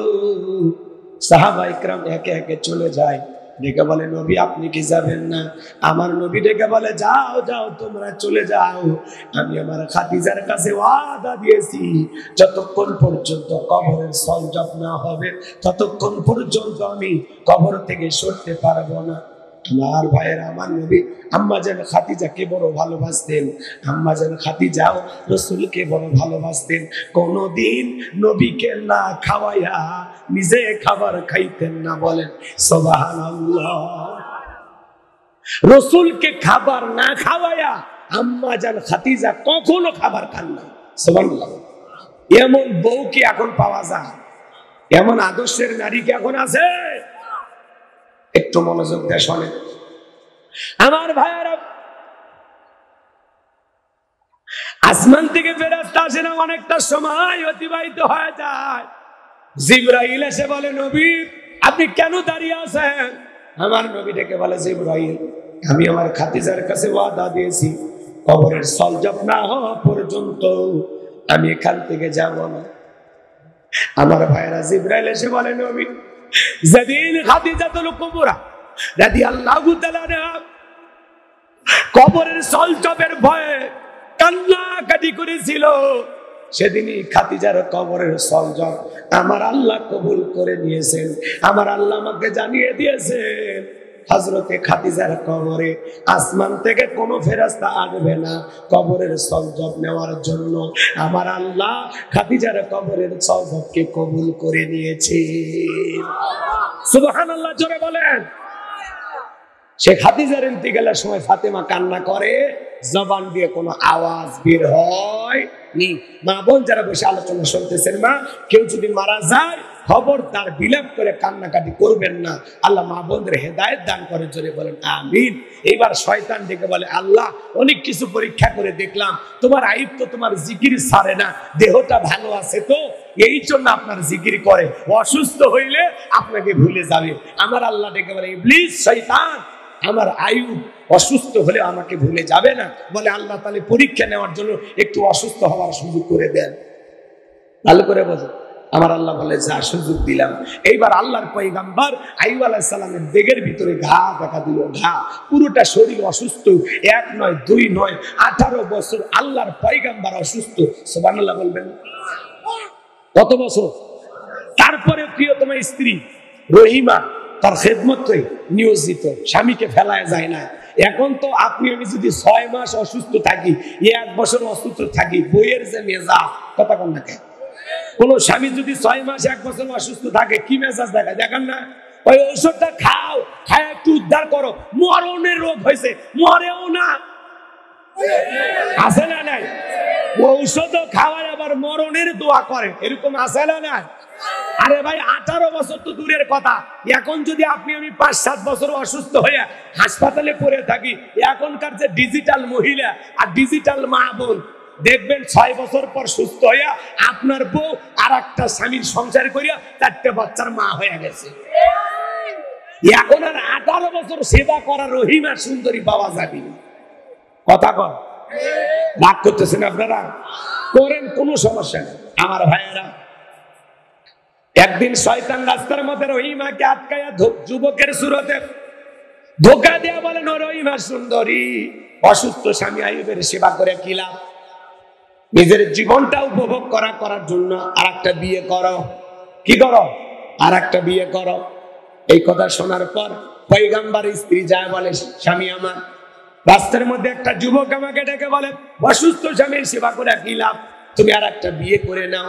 এই কথা স্বামীর কানে যা পৌঁছায়া দিলেন, আল্লাহর পয়গম্বর আইয়ুব আলাইহিস সালাম ডেকে বলে, বিবি রে, ওইটা কোনো যুবক না, ওইটা হলো ইবলিস, শয়তান। যুবকের সুরতে একজন বিয়ের কথা বলে, সেই কথা স্বামীর কানে পৌঁছায়া দেয়। এখনকার মা বোনেরা যদি যশোর বাস স্ট্যান্ডে কোনো যুবকের সাথে দেখা হয়, সেই গল্প কি এসে স্বামীর কাছে করেন? পারলে ওর মোবাইল নাম্বার নেই, স্বামী বাড়িতে না থাকলে সারাদিন কুটুর কুটুর করে ফোনে কথা কয়। এরকম আছে না? আল্লাহ মাহমুদের হেদায়েত দান করে, জোরে বলেন আমিন। আমার ভাইয়েরা, আল্লাহর পয়গম্বর আইয়ুব আলাইহিস সালাম অসুস্থ, 18টা বছর ধরে অসুস্থ, পয়গম্বরের পুরোটা দেহের ভিতরে ঘা। এরপরে পয়গম্বর আল্লাহর জিকির বন্ধ করেন। আল্লাহর পয়গম্বরের জিহ্বার ভিতরে যখন ঘা দেখা দিল, আল্লাহ নবী আইয়ুব আলাইহিস সালাম তাকায় দেখে এইবারে জিহ্বার ভিতরে ঘা। আল্লাহর পয়গম্বর তখন কি করেছিলেন জানেন?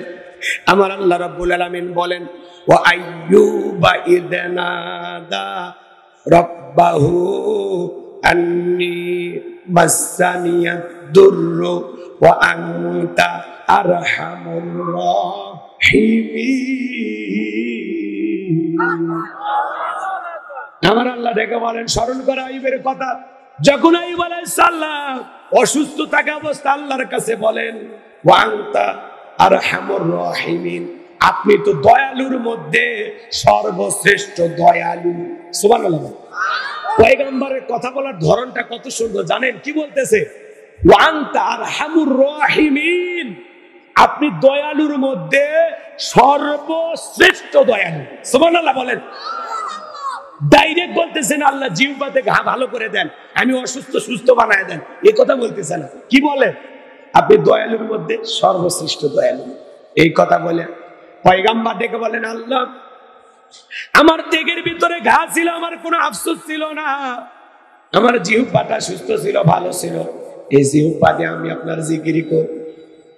আমার জিহ্বার ভিতরে ঘা দেখা দিয়েছে, জিহ্বা নাড়াইতে বড় ব্যথা হয়।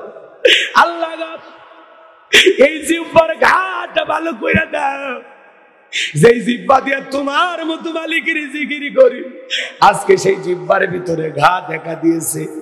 আল্লাহ গো, তুমি দয়ালুর মধ্যে সর্বশ্রেষ্ঠ দয়ালু, যেই জিহ্বা দিয়া তোমার জিকির করি, অন্তত আমার সেই জিহ্বাটা তুমি ভালো রাখো। আজকে আমি সুস্থ আছি, আল্লাহর জিকির তারপরেও জবানে আসে না। হাদিস শরীফের ভিতরে আছে, যে জিহ্বাটা আল্লাহর জিকিরে সবসময় ভিজা থাকে, ওই জিহ্বাওয়ালা মানুষ কোনোদিন জাহান্নামের আগুনে জ্বলবে না। বলেন সুবহানাল্লাহ। আমার ভাই, আল্লাহ তাআলা আসমান থেকে জিবরাইলকে পাঠিয়ে দিলেন, হে জিবরাইল, আমার বন্ধু আইয়ুব পরীক্ষায় পাস করেছে। আল্লাহু আকবার বল।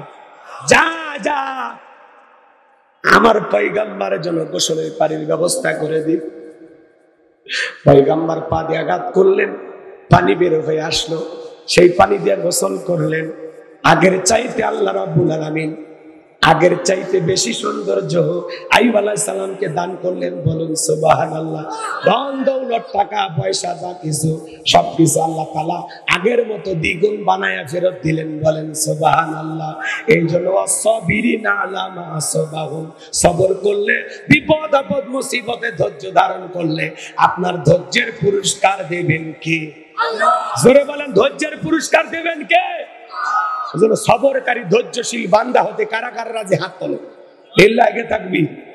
আল্লাহ আমাদের কবুল করেন, জোরে বলেন আমিন। ওয়াল মুকিমিস সালাত, নামাজ কায়েম করতে হবে। ওমিম্মা রাযাকনাহুম ইউনফিকুন, আল্লাহ তাআলা যে রিজিক দিয়েছেন নিজেও খাবো, সেখান থেকে ব্যয় করবো। যাই হোক।